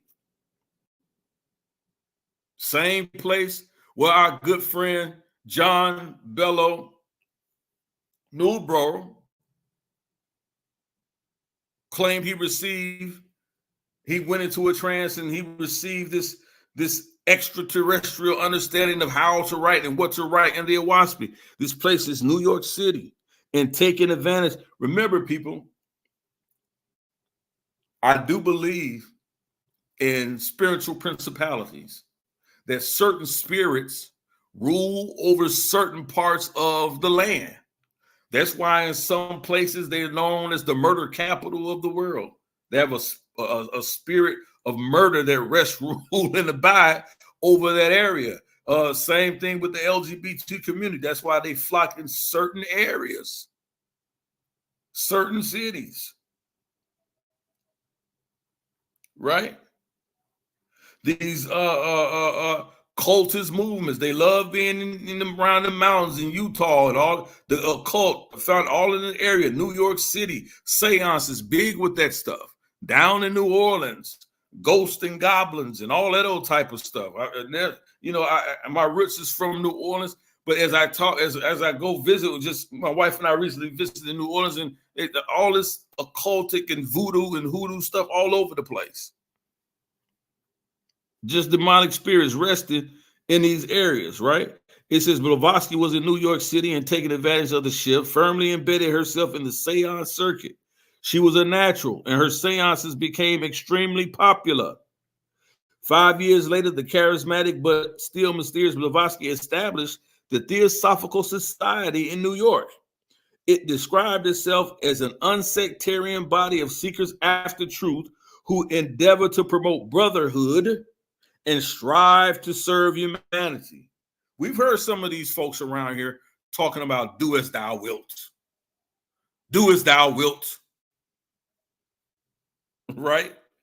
It's all the same foolishness, man. By 1880, Blavatsky, successful but controversial and divisive, moved to India, where she established the organization's international headquarters and began gathering followers. But her reputation as a spiritualist and possessor of wisdom came to a halt in 1885 after embarking on an investigation of Blavatsky and motivated by stories of his sensational seances, replete with spiritual visions and smashed dishes that will miraculously reconstruct. The Society for Physical Research in Cambridge declared her a fraud. For our part, we regard her as neither the mouthpiece of hidden seers nor as a mere vulgar adventuress. We think that she has achieved a title to permanent remembrance as one of the most accomplished, ingenious, and interesting imposters in history.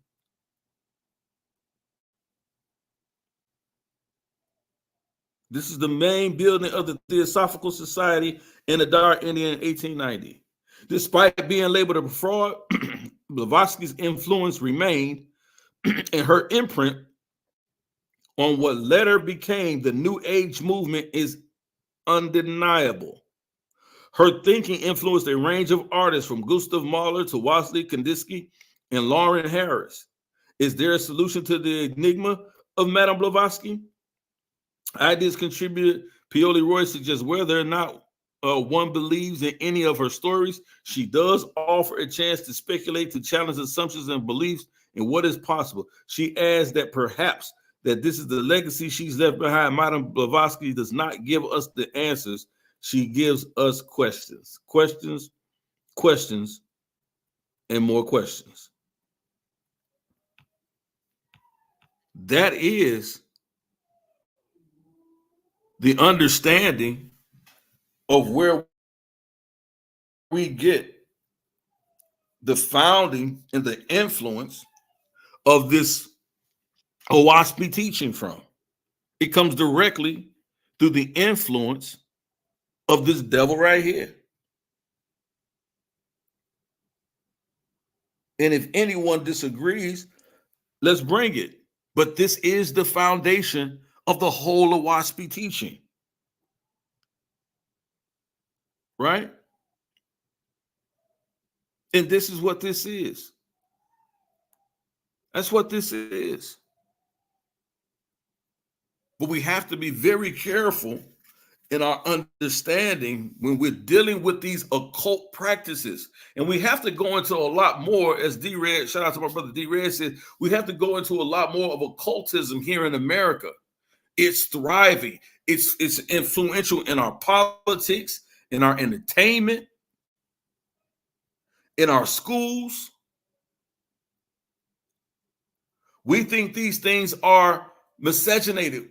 We think these things are chopped up into individual pieces. No, these things are all connected to prove an agenda.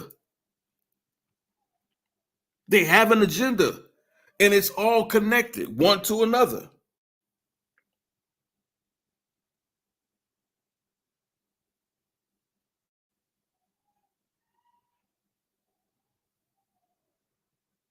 You understand what I'm saying? So these are the things that we have to understand, that that these people are in high positions in our government. Let me show you guys something really quickly. Let me show you something really quickly, right?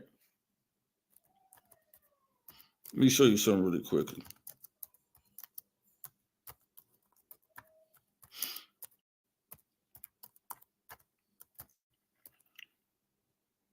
Please hit that like button, like, share, and subscribe this. But I want to show you, I want to show our people something really quickly.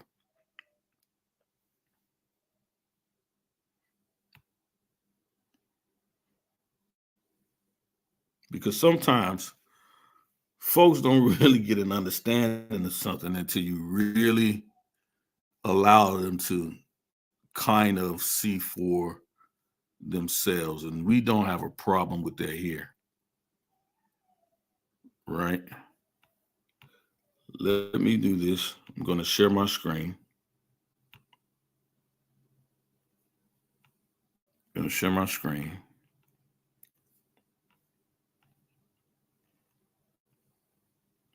And we're going to read something here, family.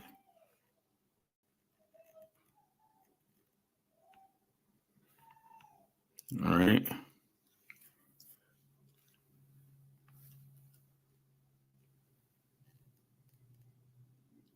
Right. And this is an article from the New Republic. I don't want to play the video. By Colin Dickey, April 26, 2017. I want people to understand something here. It says, why the United States government, come on, shut that down. I don't even need that. You're in the way right now. Why the United States government embraced the occult. A new book chronicles decades of extravagant attempts to weaponize psychic powers. This is a real thing, right?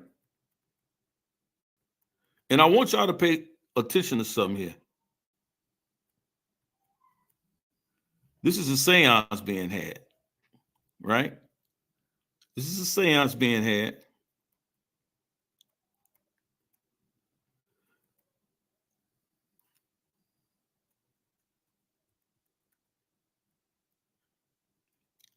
Let's go down here and let's read.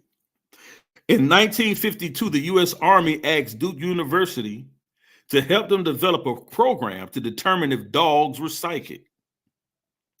Specifically, they wondered, could dogs use extrasensory perception, or ESP?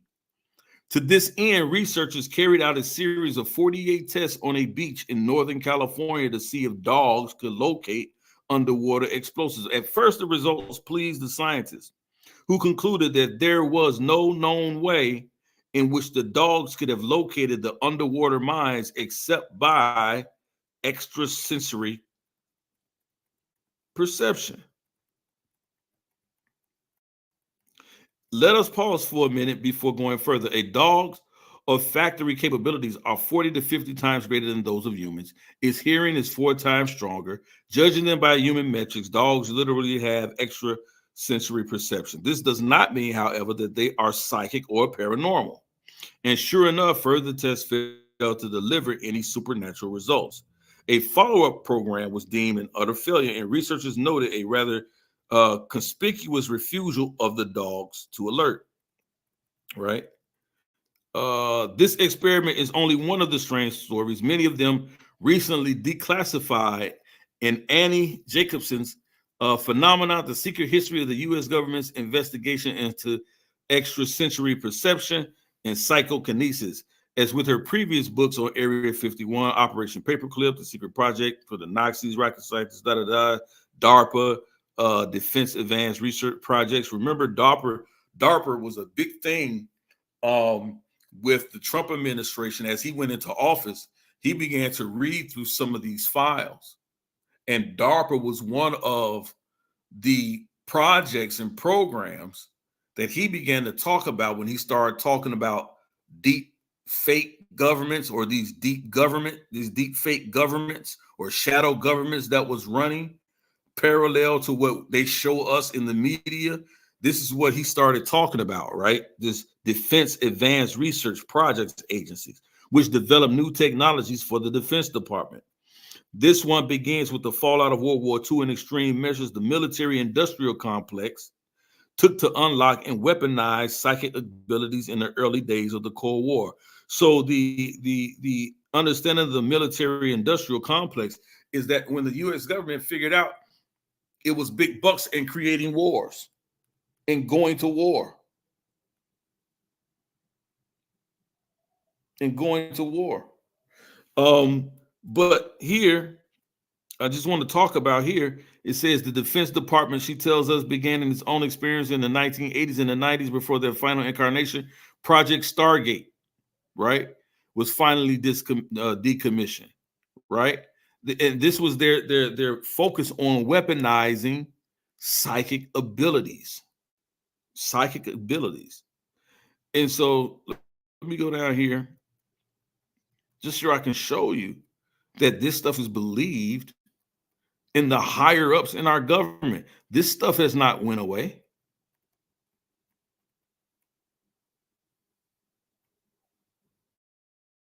Right? In the early 1950s, the Defense Department tasked Henry Andriga Puharich with locating mushrooms that they believe might unlock psychic powers. A project the CIA was also working on under the code name Project MK Ultra. And I've had to do some study on MK Ultra myself, dealing with mind control from the US government. You'd be surprised on how many quote unquote this Project MK Ultra was connected to, as far as an assassination of many of our leaders, especially Black leaders, in dealing with these MK Ultra programs, these dealing with psychic powers and the occult. They believed heavily in this stuff well into the 90s. And there's no reason for us to believe that they've even stopped any of this today. Right? But I just wanted to just touch on it a little bit just to show this is a real thing within our government, in our practice. This stuff is higher up. And I said this yesterday. A lot of people going in, and they're excited about, the different things that Cat Williams brought out in his last interview. But what they don't realize was that he was really talking about and exposing occultism in the industry, the occultic practices. And no matter who tells the story, I just watched a video the other day with Lecrae, the Christian rapper, talks about how he was invited to a house where it was full of different musicians and different artists, right? And one of them came to him and said, "Hey man, look, I respect you, but make sure you're not here at 1 a.m. in the morning." And he said how indignant he became because he said, "Hey man, I'm grown. You trying to tell me I need to leave because what's going on? I can handle myself." He says that at about 12:30, he went down in the basement to the studio. He noticed that the music changed upstairs from a hardcore beat music to more of a more R&B type of music. So he went upstairs out of curiosity to see why the music changed. He said, and as he walked up the stairs, he saw men having sexual relations, just going at it on the couch. And he said, he was like, okay, all right, well, that's what those guys are doing. He said, but as he continued to walk around the space that he was in, the party, that's all that he saw. And he said, so he told the guy came into him, he said, "Hey man, listen, I tried to warn you that." He said, man, look, you ain't got to tell me again, I'm out of here. But these things are done in these communities, in these spaces. These are ritual orgies that are being practiced. This is an occult. These guys talk to you all the time. Listen, if you want this record deal, you got to perform fellatio on me. These guys aren't joking about that. This stuff is ritual, occult, sexual orgies that they make you practice. And when they tell you it's connected to selling your soul, that's exactly what it is. You got so many of our young women out here trying to make it, trying to get out of the hood, trying to better them lives for themselves, that now they'll do anything and say anything.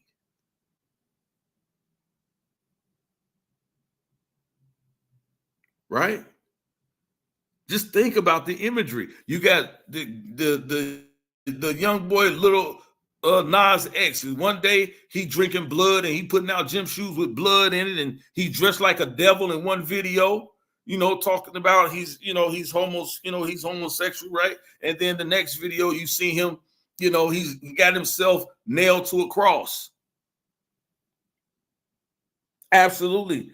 Incognito. This is what they're exposing. This is ritual sexual practices. This is all they're talking about with Diddy. And if you really start listening to it, I don't want to get off into that and start sounding like TMZ up here. But when you start listening to what these people are saying about what's going on, these are ritual killings. These young brothers dying at early ages.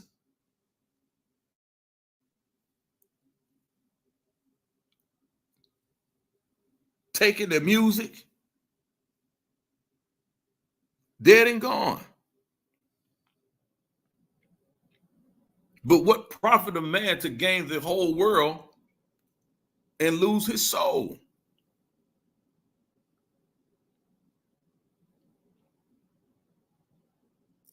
It's important that we understand what's going on around us specifically and especially in our community. When things are introduced in our community and we sit back and rest, because as Madame Blavatsky and as the Oahspe Bible teaches, that you can create your own religion. It's okay. You can create your own belief system. It's okay.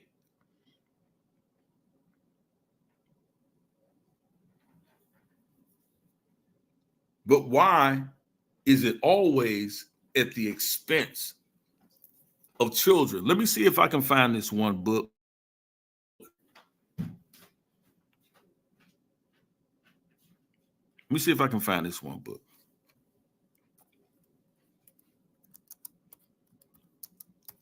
I wanted to show you guys something else.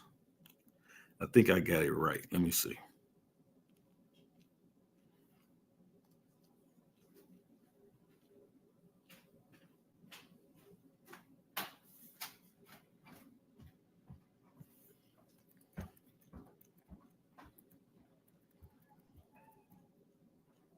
Let me see if I can find it.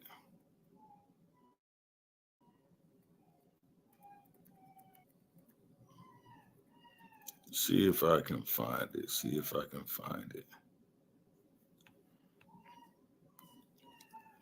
Let me see if I can find this one book. Let's see if I can find it.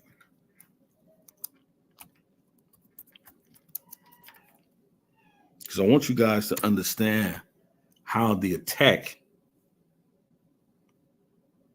is really on and for the minds and the souls of the innocent and of the children. Let me see here if I can find it.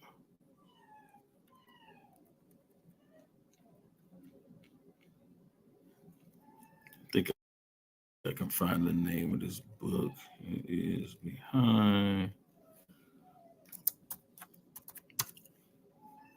Let's see if I can get it. I want you guys to see it here. Here it is. Here it is. Here it is. Here it is. Here it is. I'm going to read it here. I want to show you guys Let me go back. Let me share my screen.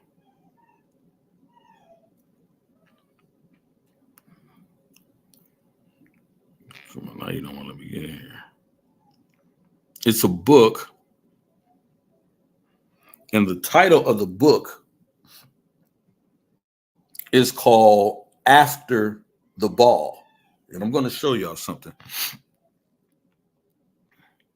Let me share this because I want y'all to understand how this thing works. Right? I want y'all to understand how this thing works. The title of this book is called After the Ball. And it's entitled After the Ball. Here's just a commentary on it, but it's called After the Ball, Why the Homosexual Movement Has Won. I want y'all to understand this, right?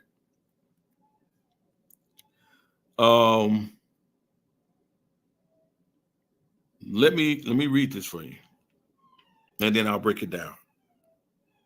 It says the spectacular success of the homosexual movement, or the LGBTQAIA whatever now movement, stands as one of the most fascinating phenomenons in our lifetime. In less than 2 decades, this LGBTQ, I'm just saying it instead of this word because I don't want to get flagged, has moved from the love that dares not speak its name to the center of America's public life. The LGBTQA agenda has advanced even more quickly than its most ardent proponents had expected, and social change of this magnitude demands some explanation.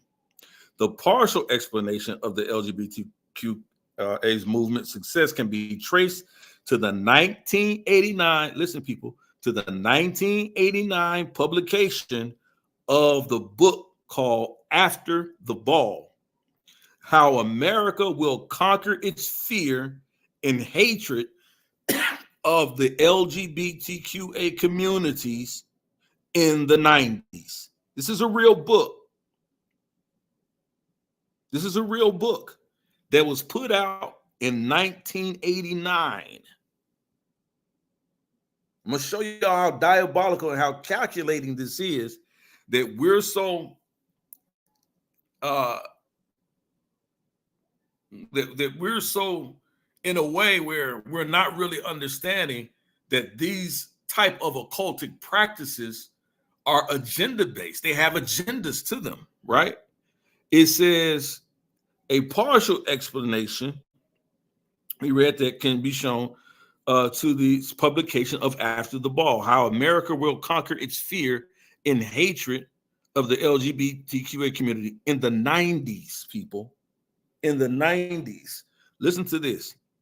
Published with little fanfare, this book became the authoritative public relations manual for the LGBTQA agenda, and its authors presented the book as a distillation of public relations advice for the LGBTQA community.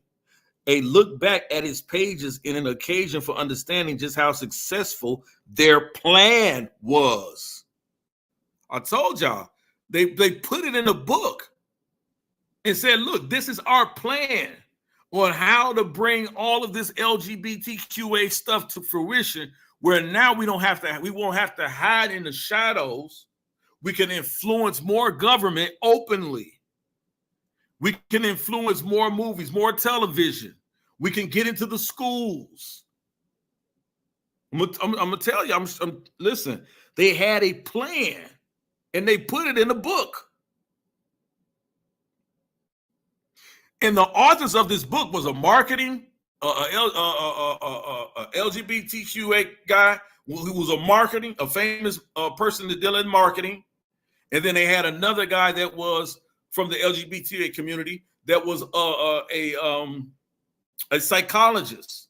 And they put the psychology and the marketing together, and they wrote this book, and they created this plan about how to stop the hatred and how to stop discrimination towards the LGBTQA community in 1989.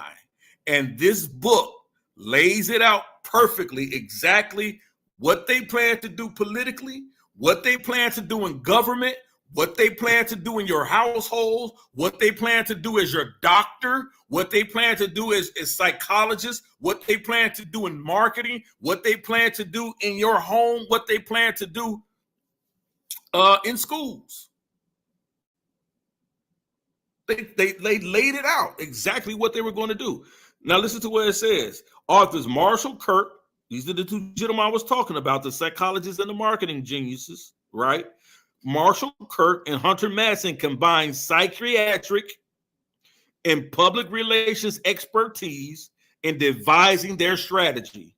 Kirk, a researcher in neuropsychiatry, and Madsen, a public relations consultant, argued that the LGBT community must change their presentation to the heterosexual community if real success was to be made.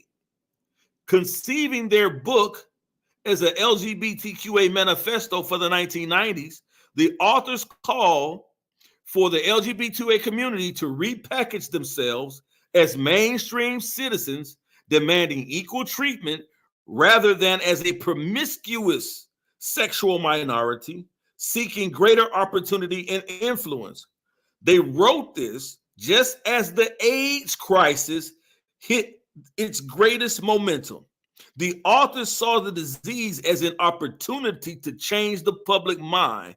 As cynical as it may seem, AIDS gives us a chance, however brief, to establish ourselves as a victimized minority, legitimately deserving of America's special protection and care, they wrote.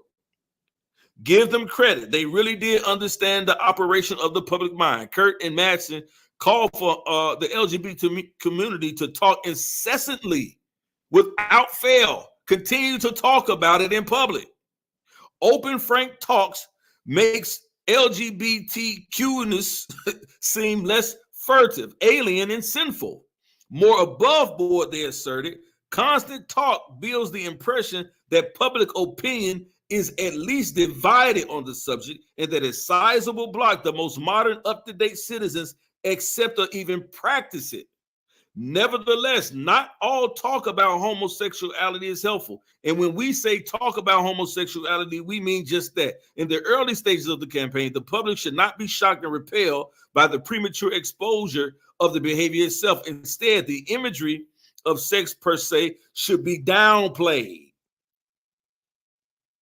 And the issue of LGBTQA rights reduced as far as possible, and to extract social question. Portraying the LGBT community as victims was essential to the strategy, offering several principles for tactical advance in their cause. The authors called upon LGBTQA community, people in the community to portray themselves as victims of circumstance and depression, not as aggressive challengers. You see? Repackaging. Just repackaging.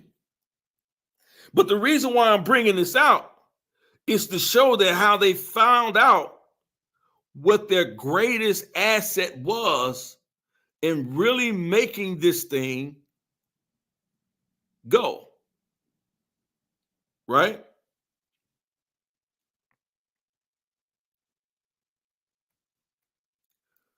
It says,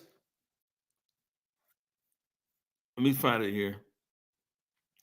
It says, obviously, this would mean marginalizing some members of the community. Kirk and Madsen were bold to advise mainstreaming of the image, homosexual image. In practical terms, this means that the cocky, mustachioed, leathered men, drag queens, bull dykes will not appear in commercials, in any other public presentations. Conventional young people, middle-aged women, and older folks of all races would be featured. Not to mention the parents and straight friends of the LGBTQ community. Furthermore, it cannot go without saying, incidentally, that groups on the farthest margins of acceptability, such as NAMBLA, that stands for National Association of Men of Man Boy Love, right? Northern American Man Boy Love, Man Boy Love. I'm trying to tell you, this is what I'm trying to get to. This is what this is. They didn't want you to understand. They didn't want you to get the fact that this must play no part in all such a campaign. Suspected child molesters will never look like victims. So they said, let's not talk about the pedophilia aspect of it. Let's not talk about it. Never once did they condemn it. Never once did they condemn it. Throughout the entire book, they said, don't talk about it because the public will see you for who you are. It's just pedophiles.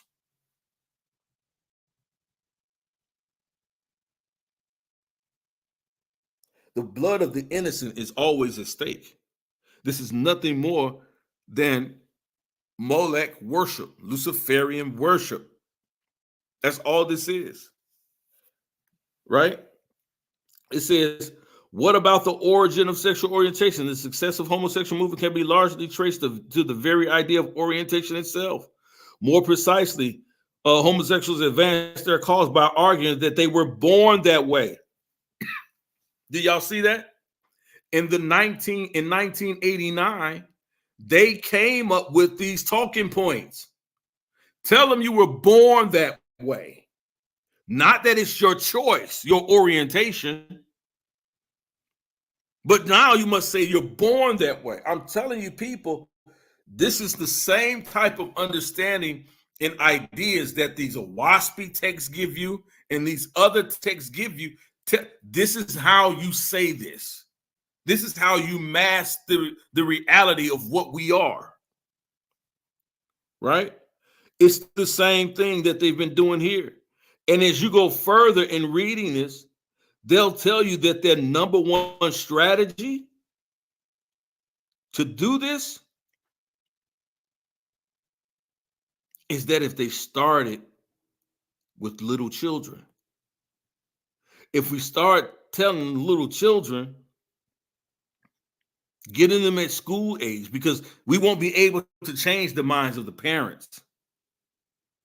But if we can get the children while they're small and while they're young, just as you saw in the Oahspe Bible, they wanted to get the children while they were small and while they're young so they can brainwash them into this system of new world order and different things of that nature.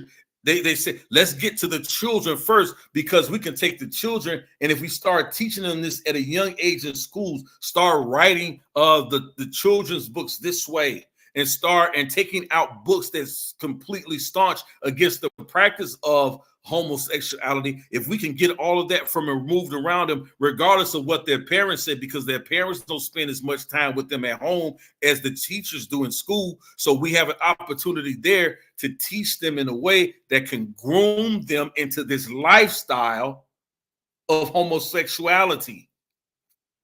And we can teach them to become more tolerant. These zero tolerance campaign, these quote unquote anti-bullying campaigns, these weren't anti-bullying campaigns in the sense of who's picking on me. Folks been picking on each other to get at a time, but it was a way to institute zero tolerance policies against teaching people as children as they grew up that everybody in every way that they chose to live their life is okay. Just as we read with Madame Blavatsky, just as we read in the Oahspe. It's okay how you live your life.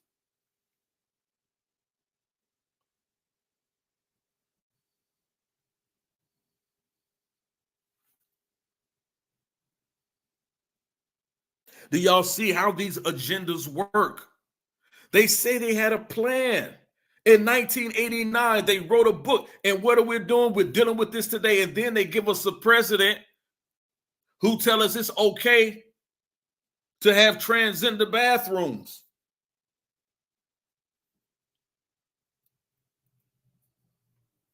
It's okay in the schools.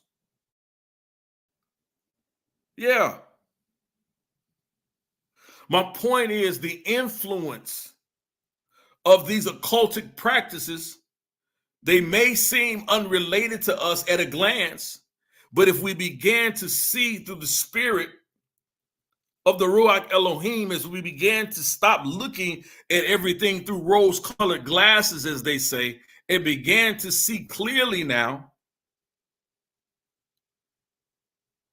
that the cloudiness is gone, as we began to peek through that, because now we're on an illuminated conscience. Our conscience has ascended. Now we're taking on the mind of the Most High. We're seeing things the way that he's instructed us in his word to see things, to see the world as it is. And now that we're beginning to do that, and we do this, now we can see the connected dots. because this is the only way we can deal with this in our communities, in our societies.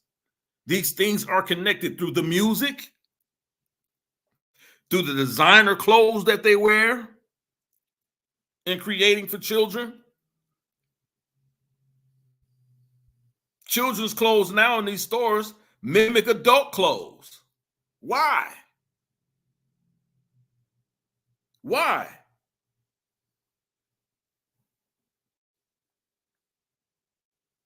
Because they're grooming our young daughters, they're grooming our young men, that it's okay for for boys to dress like girls and girls to dress like boys, and there's no difference. Just as we read about Eliphaz leaving when he begins to talk about Baphomet. That's why he has one female arm and one male arm, and the replacement of the phallus, right? Showing the two snakes around the caduceus staff. Why?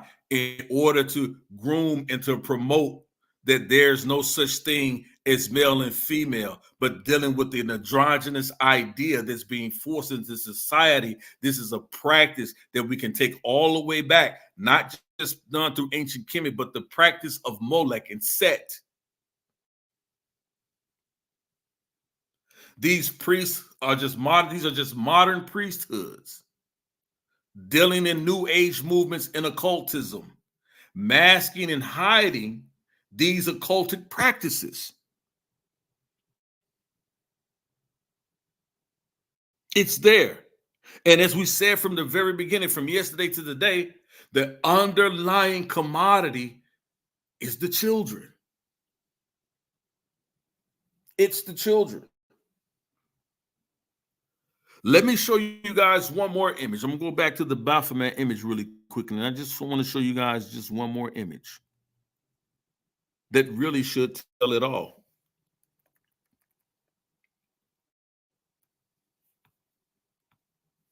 Really should tell it all. I want you guys to see this image.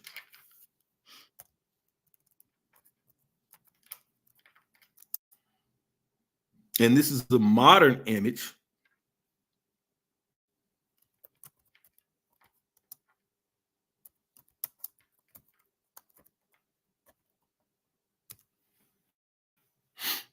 I want you guys to see this.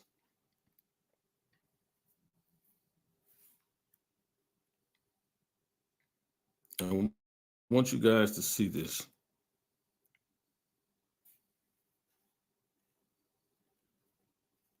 Let me share my screen. I want you guys to see something.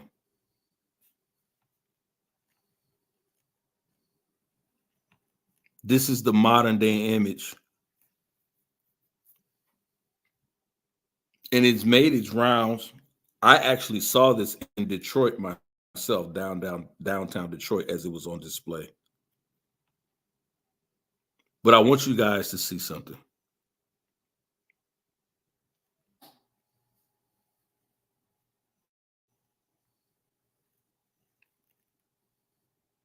I want y'all to see something.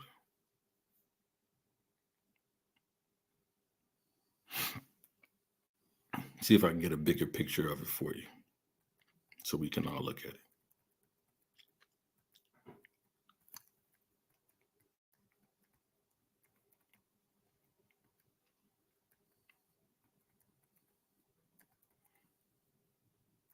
It's talking about the Baphomet being shown in the Sabrina, the Teenage Witch series, which was very popular among children. But here it is. This is what I want y'all to see.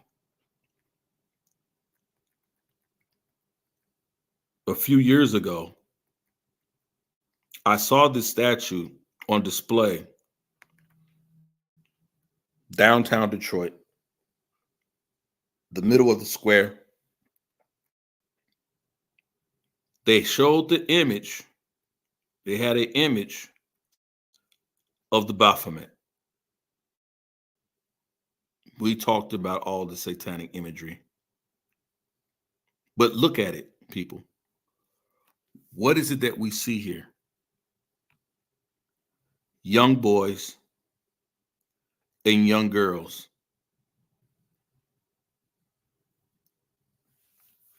at the feet of this image.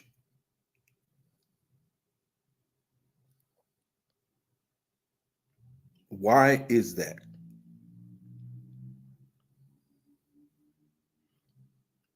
Why is that? I'm gonna show y'all something else. Uh-oh, what happened?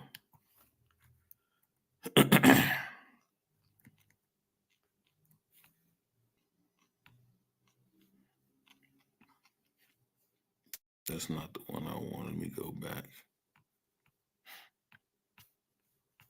Let me go back. I wanted to show y'all something else.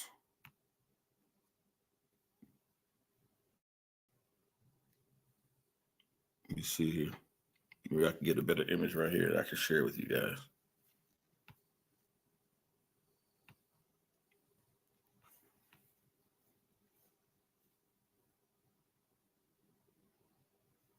Here it comes.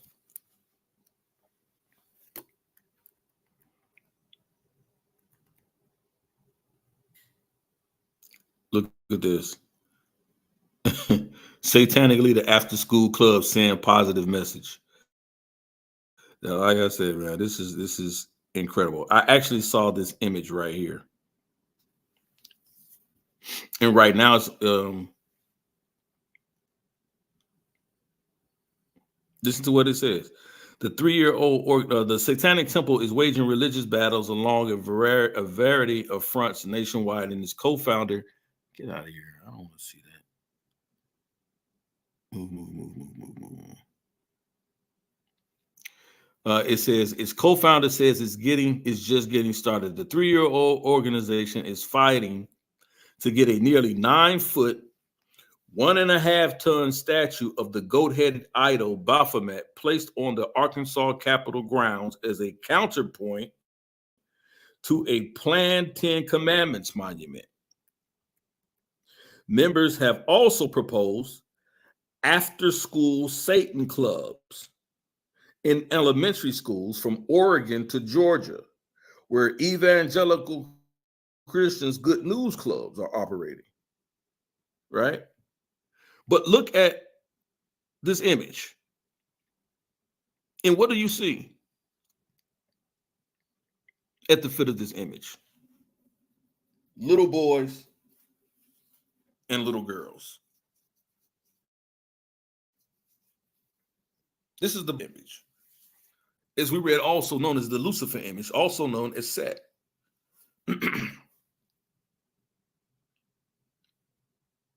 Why are they displaying this image with little children at its feet? The same reason why we just read in regards to the story after the wall in 1989, when the LGBT community decided that they would go after the young children.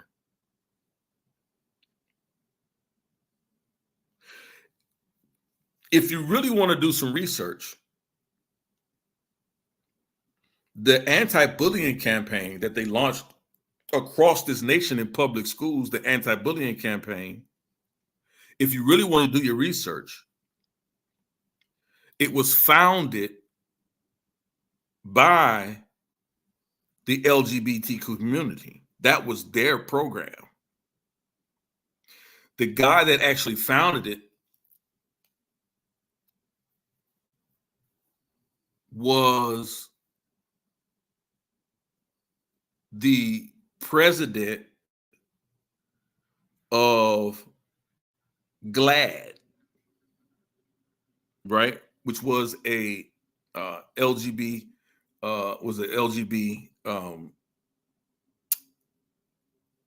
organization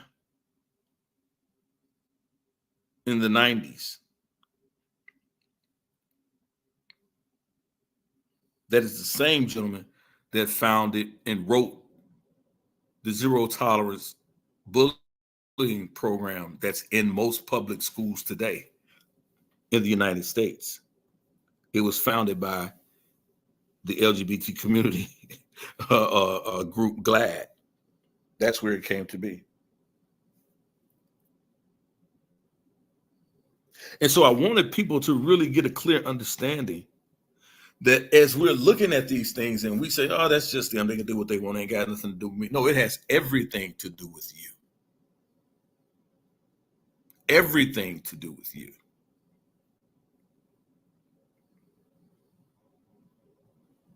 So we have to understand that even getting back to exposing the Oahspe, and what I was going to do, I was actually going to go into some of the Oahspe texts and began to read it. But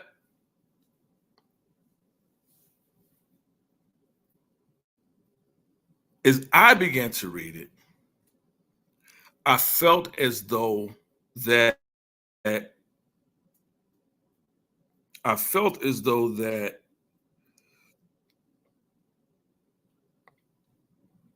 the texts were so, I would say, not based on any type of intellectualism, but it was simply just like when you read so as you would know, he would be speaking about, say, Egypt, right? And so he would take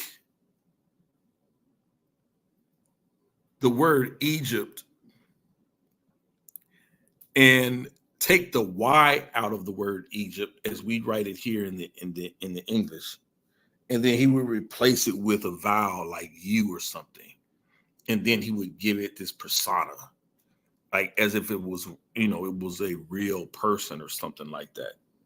It began to be very annoying. I'm gonna be honest with you, to just read it and to see like the utter foolishness of it, but it angered me that people look at it, and I guess some people look at it like that as we're studying the scriptures and different things like that. I guess some people would think that, but in and of itself, it's of to know prevail. It's up to no prevail. I'm going to share this tab so I can leave you guys with this last image.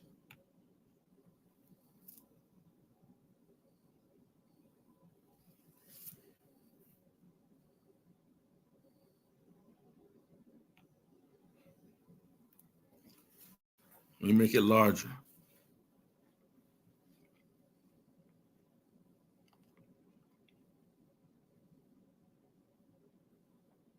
So we can just cut right through the minutia.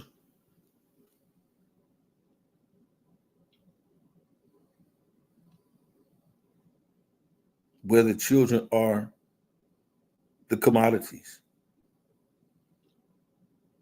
And you clearly see the author, John Bello Newbro of the Oahspe Bible and the Faithist of Shalom movement, the founder of the Faithist movement, the author of the Oahspe Bible, shows us here his imagery of the Baphomet in this painting called The Three Worlds. That this image from the painting, this Baphomet here, is a part of his ethereal presence or ethereal godlike presence in that painting, showing the Baphomet with a sacrificial knife, the goat head, the cone, the pyramid, just as you see here next to the Baphomet statue as drawn by Eliphaz Levi. And here at the base of this deity, what do you see? Children looking up in admiration, worshiping the throne of Lucifer, Satan. This is the imagery that John Bello Newbro suffer little children. This is his quest. We have to be very careful of who and what we connect ourselves to, family.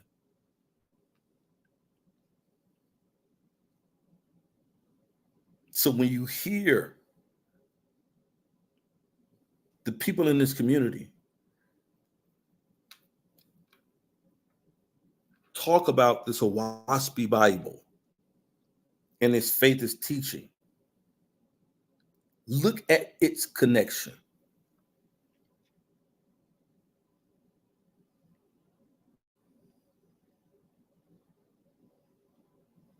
Look at this connection. And if we really want to get, and I've been wanting to hold this in till we got to this very slide, because I wanted you guys to see something. And that's why I did it this way. If you look at the face of this Baphomet priest from this painting of John Bellew, Nubro, the writer of the Oahspe Bible, the establishment of the Faithist movement and the Shalom colony, if you look at the rendering of this face, it is actually he himself. It is actually he himself. So he draws himself in the ethereal as the Baphomet image.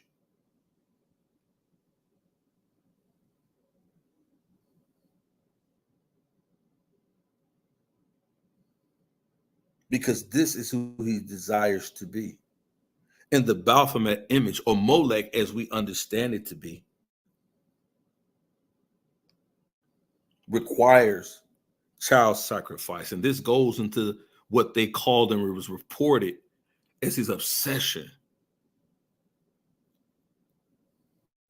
with wanting to garner and gather thousands, not 4, 5, 6, 7, 8, 9, thousands of little babies, or what he called little babes or babes.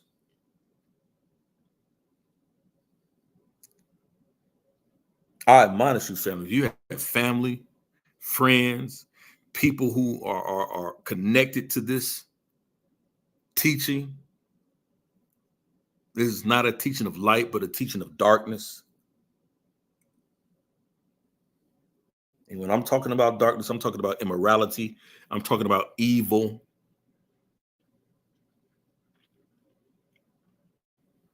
Not associated with the God of the Most High Yah.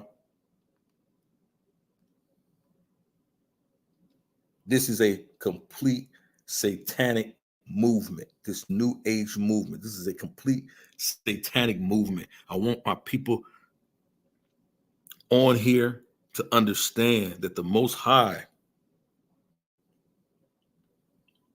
is not in this.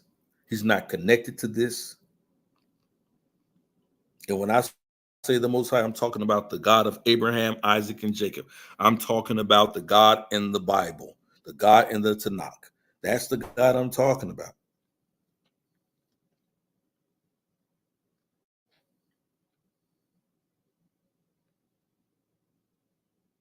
The Abba Father in the New Testament.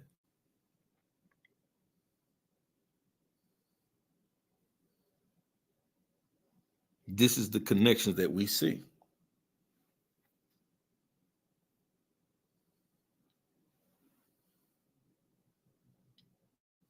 We must be very diligent as believers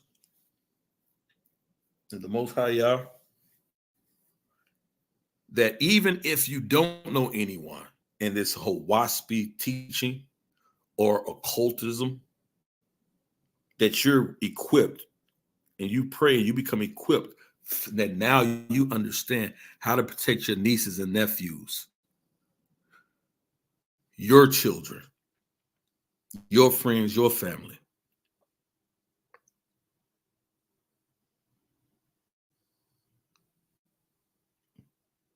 Right?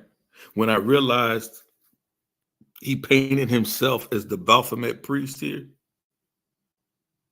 I was done. There was nothing nothing else for me to even continue to say or to go in or even go, because I had downloaded the PDF of the Oahspe, right? And I was like, all right, I'm gonna go through this and I'm gonna deconstruct it. And I started looking into all of the things I think people overlooked. They only looked at, well, yeah, he wrote the Oahspe Bible under this trance, right? Under being possessed by these extraterrestrial, these beings that he referred to as angels, right? They only looked at the text of the Oahspe, and it's very ambiguous at best. And it's all a hodgepodge of ideas, just as we saw from Madame Blavatsky, who we know influenced this writing. That she simply says it's okay, build your own religion, and this is what he does. He completely builds one.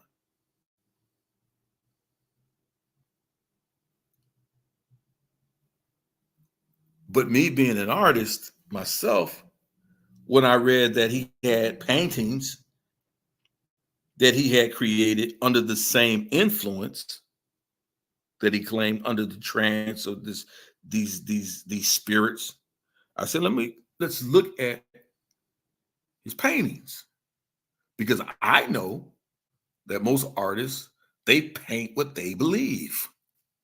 They paint what they see. They paint how they feel. And so as I began to look at this, I was like, wow, here's his testimony. Here's his testimony. No matter how much he tries to camouflage it in this Oahspe Bible and building these colonies and dealing with these orphanages, if he's rescuing young babies, the imagery, his actual words, his soul, his consciousness is bared out on canvas. And here he depicts himself as the Baphomet image.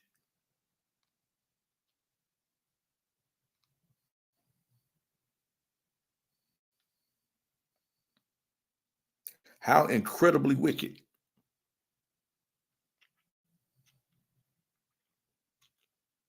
How incredibly wicked. And even up close, as you look at this image, you see him resting on the heads of mothers, resting on the heads of women, subjugating women. Look at it.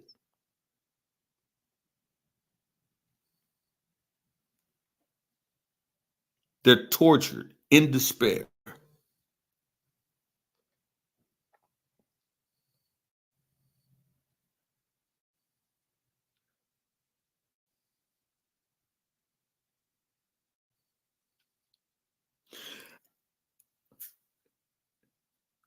I think that many times when we're in this work or in this truth, that we tend to think that the information that the Most High is giving us is something that we use or should use in order to simply just stick a feather in our own hat, right? But what good is it to have this information to share and to glean this information if we don't use it for what it's intended for? Right? And that is to deliver our people, right?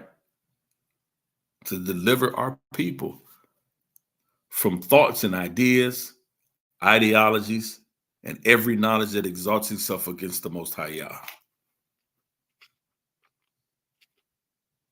We are to tear down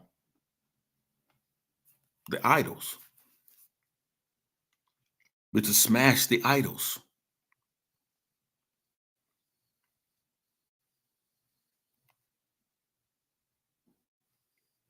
Right? So again, family, please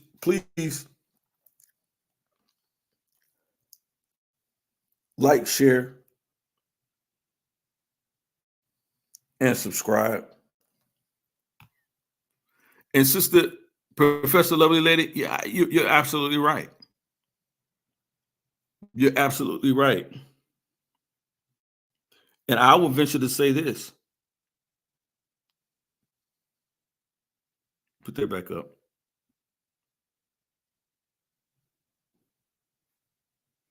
It's because either they don't know, or if they do know, that's even more problematic because that tells us they're looking purposely to deceive the people. And if they don't know, then that tells us even more so that the Spirit of the Most High is definitely not dealing with you because you're not walking in truth.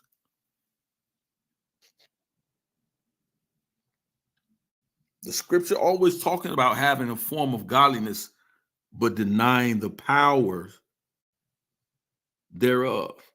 What power? The power of the Most High.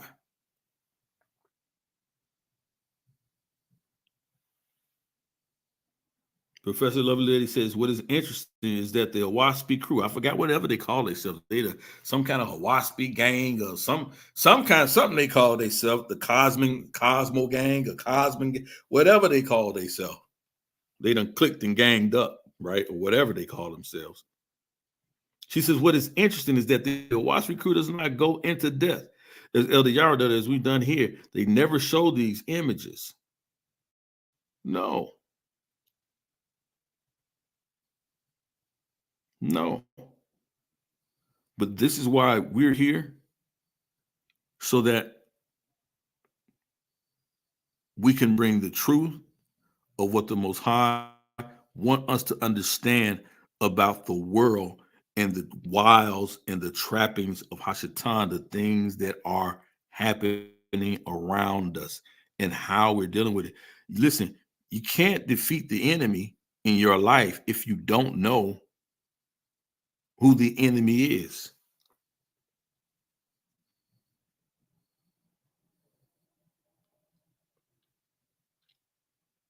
And when I say enemy, I'm not talking about, physical violence. I'm talking about on a spiritual plane.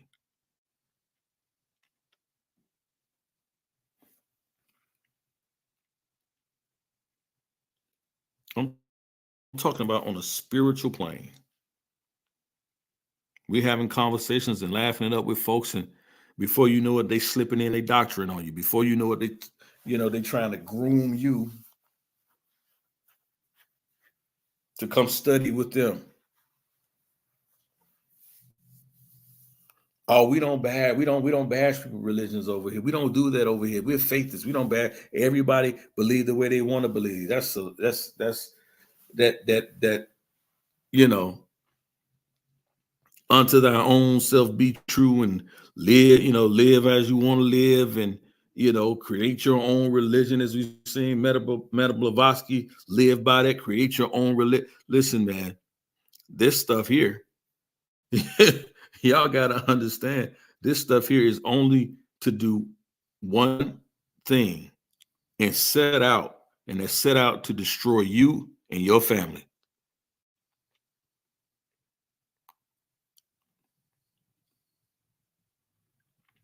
That's to destroy you and your family.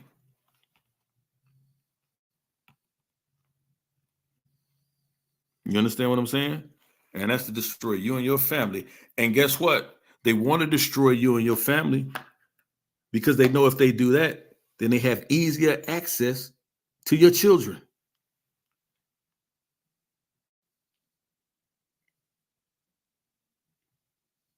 And that's what they're really after. That's what they're really after.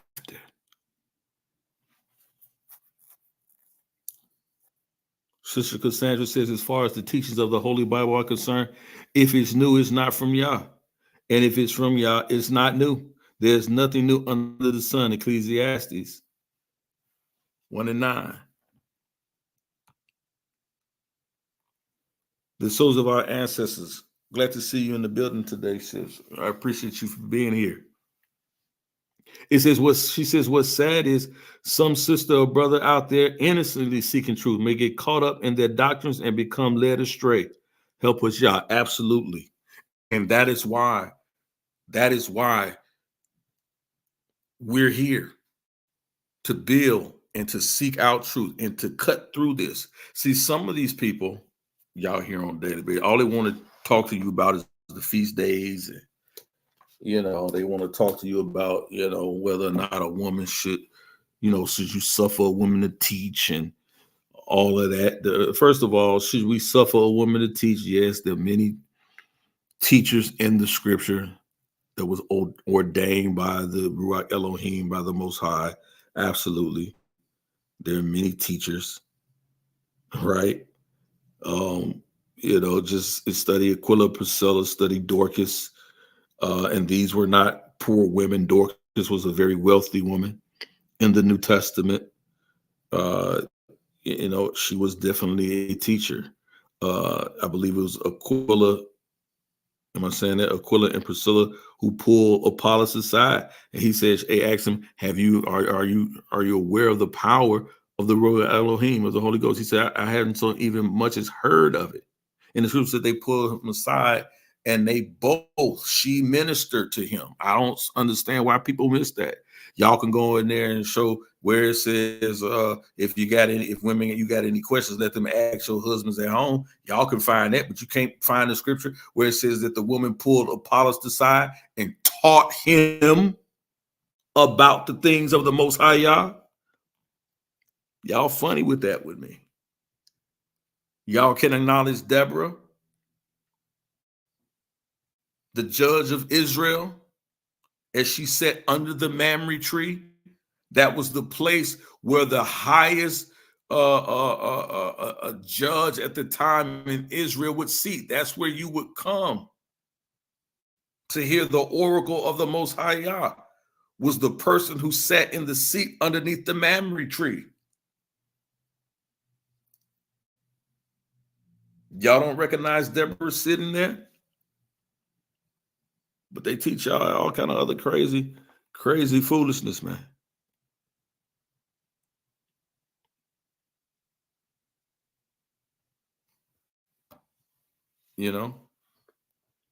And they wasn't separating, take the men over here and the women over there. They wasn't doing that. That ain't what I'm talking about. Miriam was doing something completely different as a Levite, because she was dealing with women who were dedicated to temple service.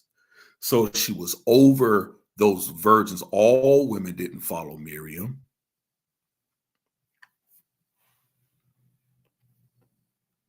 Right? But,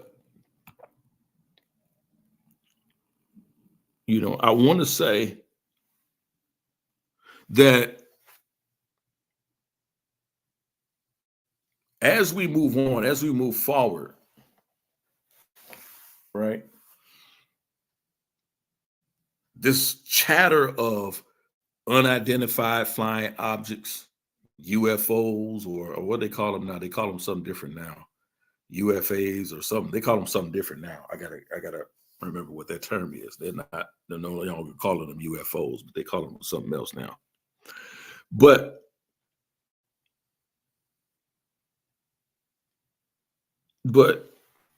when we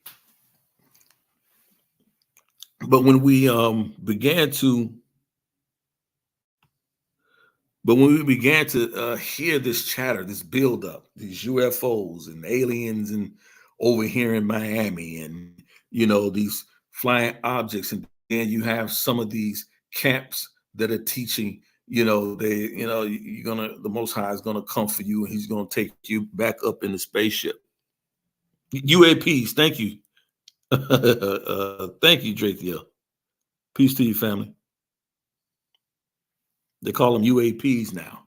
No longer UFOs, but UAPs.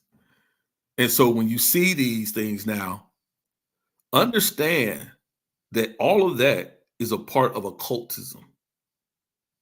It's all a part of occultism. Right? It's the same thing that these Heaven Gates folks died of when they was telling them, this they was part of the New Age, one of the New Age movements, one of the modern New Age movement groups, this Heaven's Gates cult.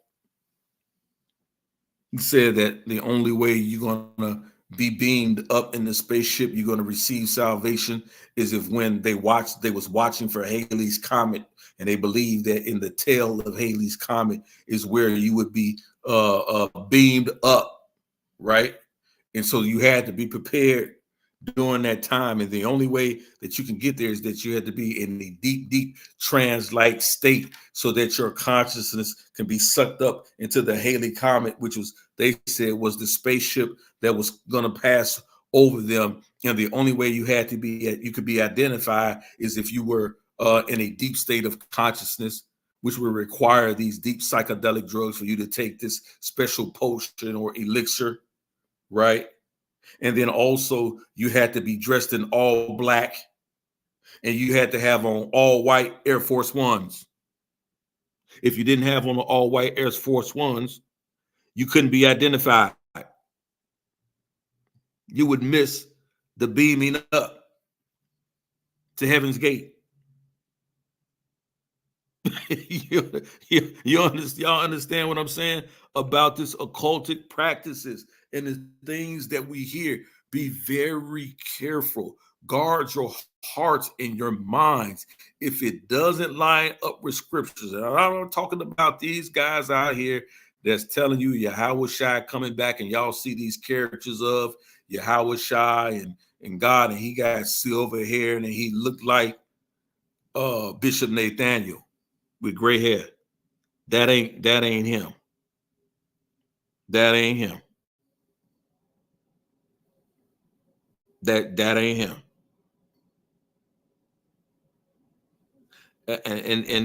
And I offer no apologies if you're offended by that statement. That ain't him.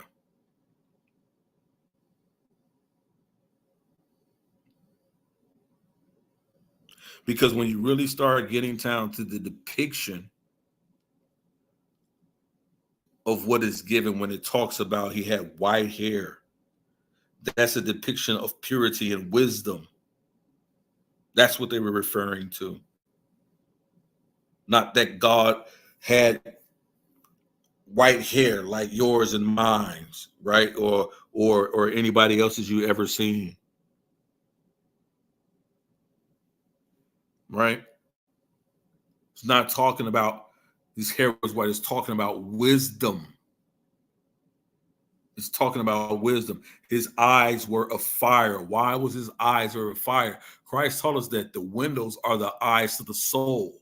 And so what does fire represent? Fire represents purification, not just damnation. It doesn't represent damnation, but it refines, it purifies, purification. The eyes are the window to the soul, purification. Hair white like wool is wisdom. Feet like brass. It wasn't talking about he had black feet like an Ethiopian. Wasn't talking about that. At that particular time, brass was the most indestructible or the hardest material that they understood that they were using at the time. And when you burned it in a fire, it would be black. It would turn black. But it's the strength of it as a foundation. It's the strength of it. So the feet are the foundation of the body, which represents it as it's brass, black brass. That means it was right out of the fire. That's when it's at its hardest, as it cools. This is the strength of the foundation. These are the things that it's talking about. And I'm not saying that Yahweh Shai or Jesus Christ or Yeshua, however y'all want to argue over his name, that he wasn't a person of color. I agree with that 100% wholeheartedly. But the Most High Yah is a spirit. He don't have melanin. It doesn't have melanin. He has no skin to hold melanin, right? So these are the things we got to start being honest with and understand when it comes to the things that we read. Be not deceived, God is not mocked. Be not deceived. That's why I tell you, don't take my word for it. Go into the book. I could be wrong. But don't go into the book and just read the words. Go come back with a breakdown. Let's talk about it. I'm open. Nobody's all right and nobody's all wrong. This is why we're to always be seeking. But some folks think that since they've read the Bible from one cover, from one book to the next, from one cover to the back of the cover, now they've obtained all knowledge. Hogwash. Hogwash. There's not one day goes by that when I read my scripture that I don't learn something new, or that there's something in there I didn't see before, or come to a new understanding of something. And not that what I knew from the beginning was wrong, but now I also see something else that I have never seen before.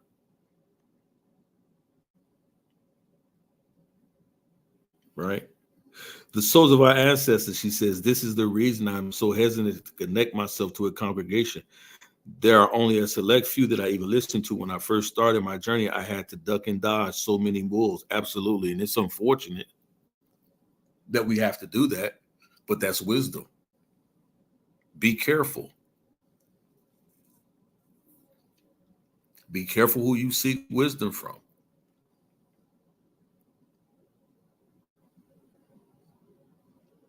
Be careful you don't sit in the seat of scorners. Be careful.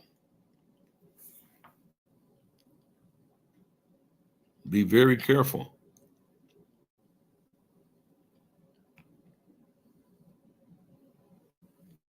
Sister Cassandra says, absolutely, indeed.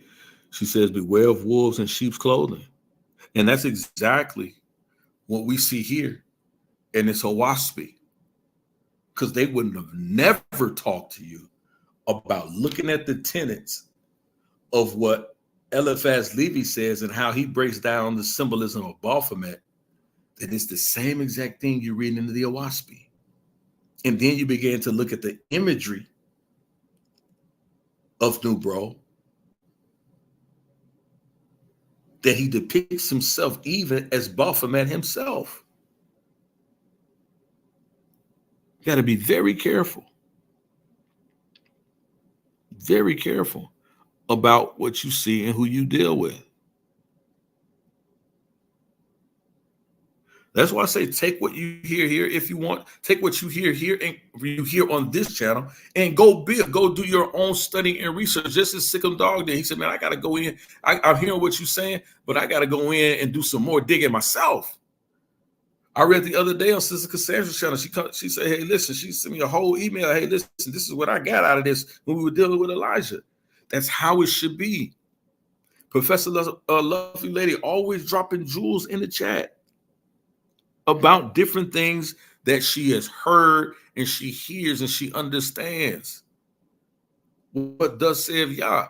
This is how we build. This is how iron sharpened iron. It didn't say only apostles sharpen apostles, or only only mores sharpen mores. The scripture says iron sharpened iron. That means we all must listen and respect and understand what the Most High is saying to each and every one of us. Because it also says, even though iron sharpeneth iron, we're also told that you must try the spirit by the spirit. Right? These things are so very key.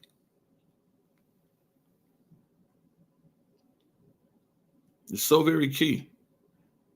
Right? And again, spiritual discernment. And I think I'm going to do Most High will. I want to do a lesson on spiritual discernment, right? Men have it too, but given, we're not raised to be more in tune with it than women are from how we are brought up in this society, right? But oftentimes, what people call intuition is nothing more than spiritual discernment. It's nothing more than spiritual discernment, right? And so, um, shalom to you, the souls of our sisters. I appreciate it. And peace and blessings to my brother Divine Prospect. He is one of the few brothers that I highly respect and I hold in high regard, um, in and outside of this community. So I appreciate that. This is very sound wisdom and sound doctrine, and I appreciate that, sis. Shalom, peace and blessings to you. But spiritual discernment, uh, women, because we are, they. I often tell people this because scientifically we know that women are more well adapted to using both sides of their brain, the emotional side as well as the logical side, where men only usually deal on the logical side and not the emotional side is so much, that women are much more in tune with the world around them versus men. We only deal with just one side of our brain. That's the science. I didn't, hey, it's a science. It's science. It's science, right? But it's how we are raised. Not that we don't have the inability to, right? But it's how we're raised, right? But our physical makeup also has something to do with that as well. You know, it's just that women use both sides of the brain. Men only use really relatively one side of their brain, and that's just the logical side. That's the Bob the Builder side.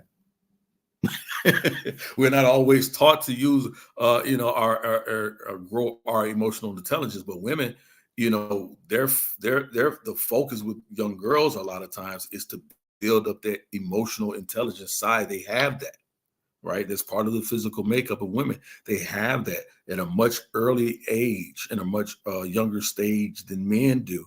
But then as they try to compete in the male world, they're also cultivating their logical side, their rational side. So now they have both growing up. And men, we're never cultivated to go over to the emotional side and build up our emotional intelligence or our EQ. We just got to stay on this one side, right? Because we're trying to get this, and we're trying to build that, and we're trying to do this, and we're trying to figure this out and trying to do that.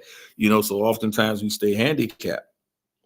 I'm gonna keep it at a buck. It is what it is. It might help somebody. It definitely will help somebody. It definitely will help somebody.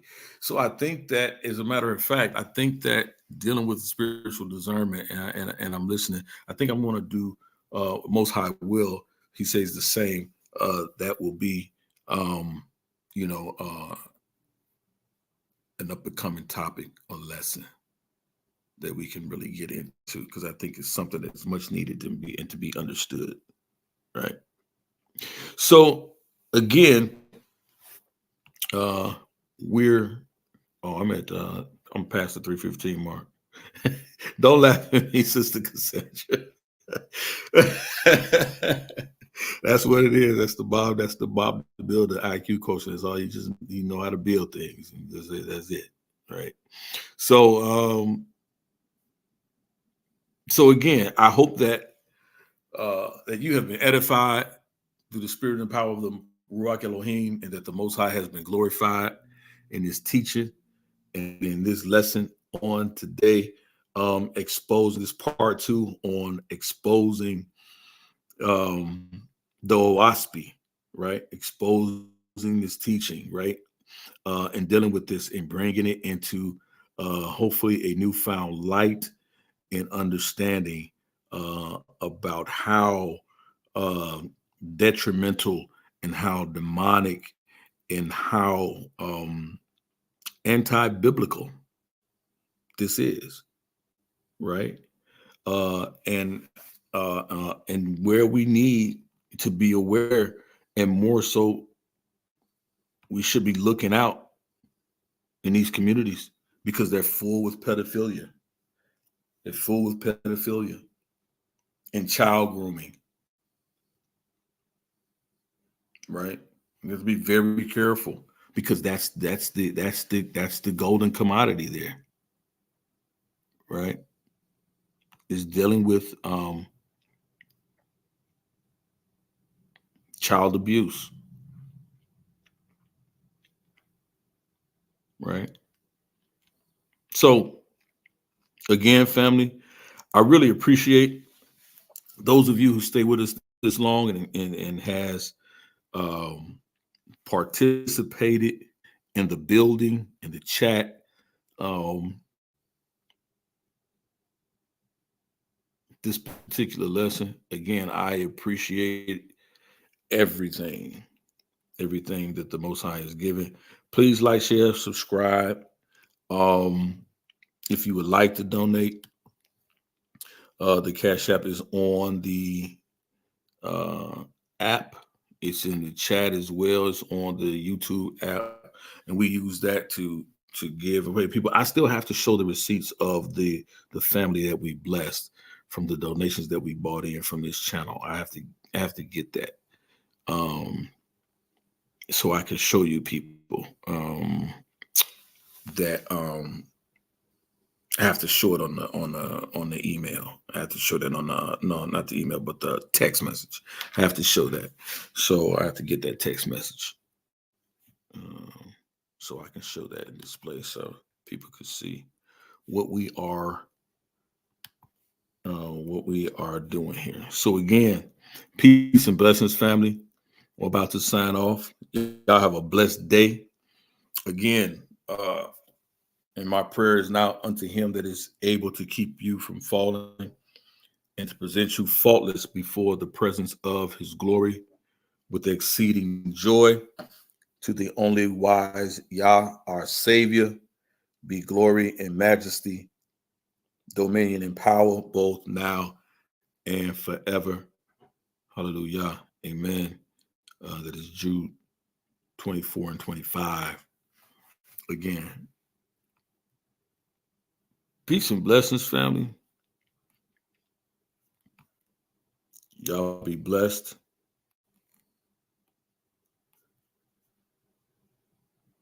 And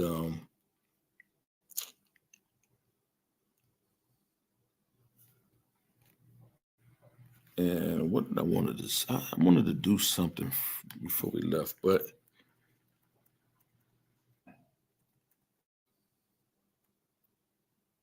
is good. We'll get to it another day. Peace and blessings, family. Shalom.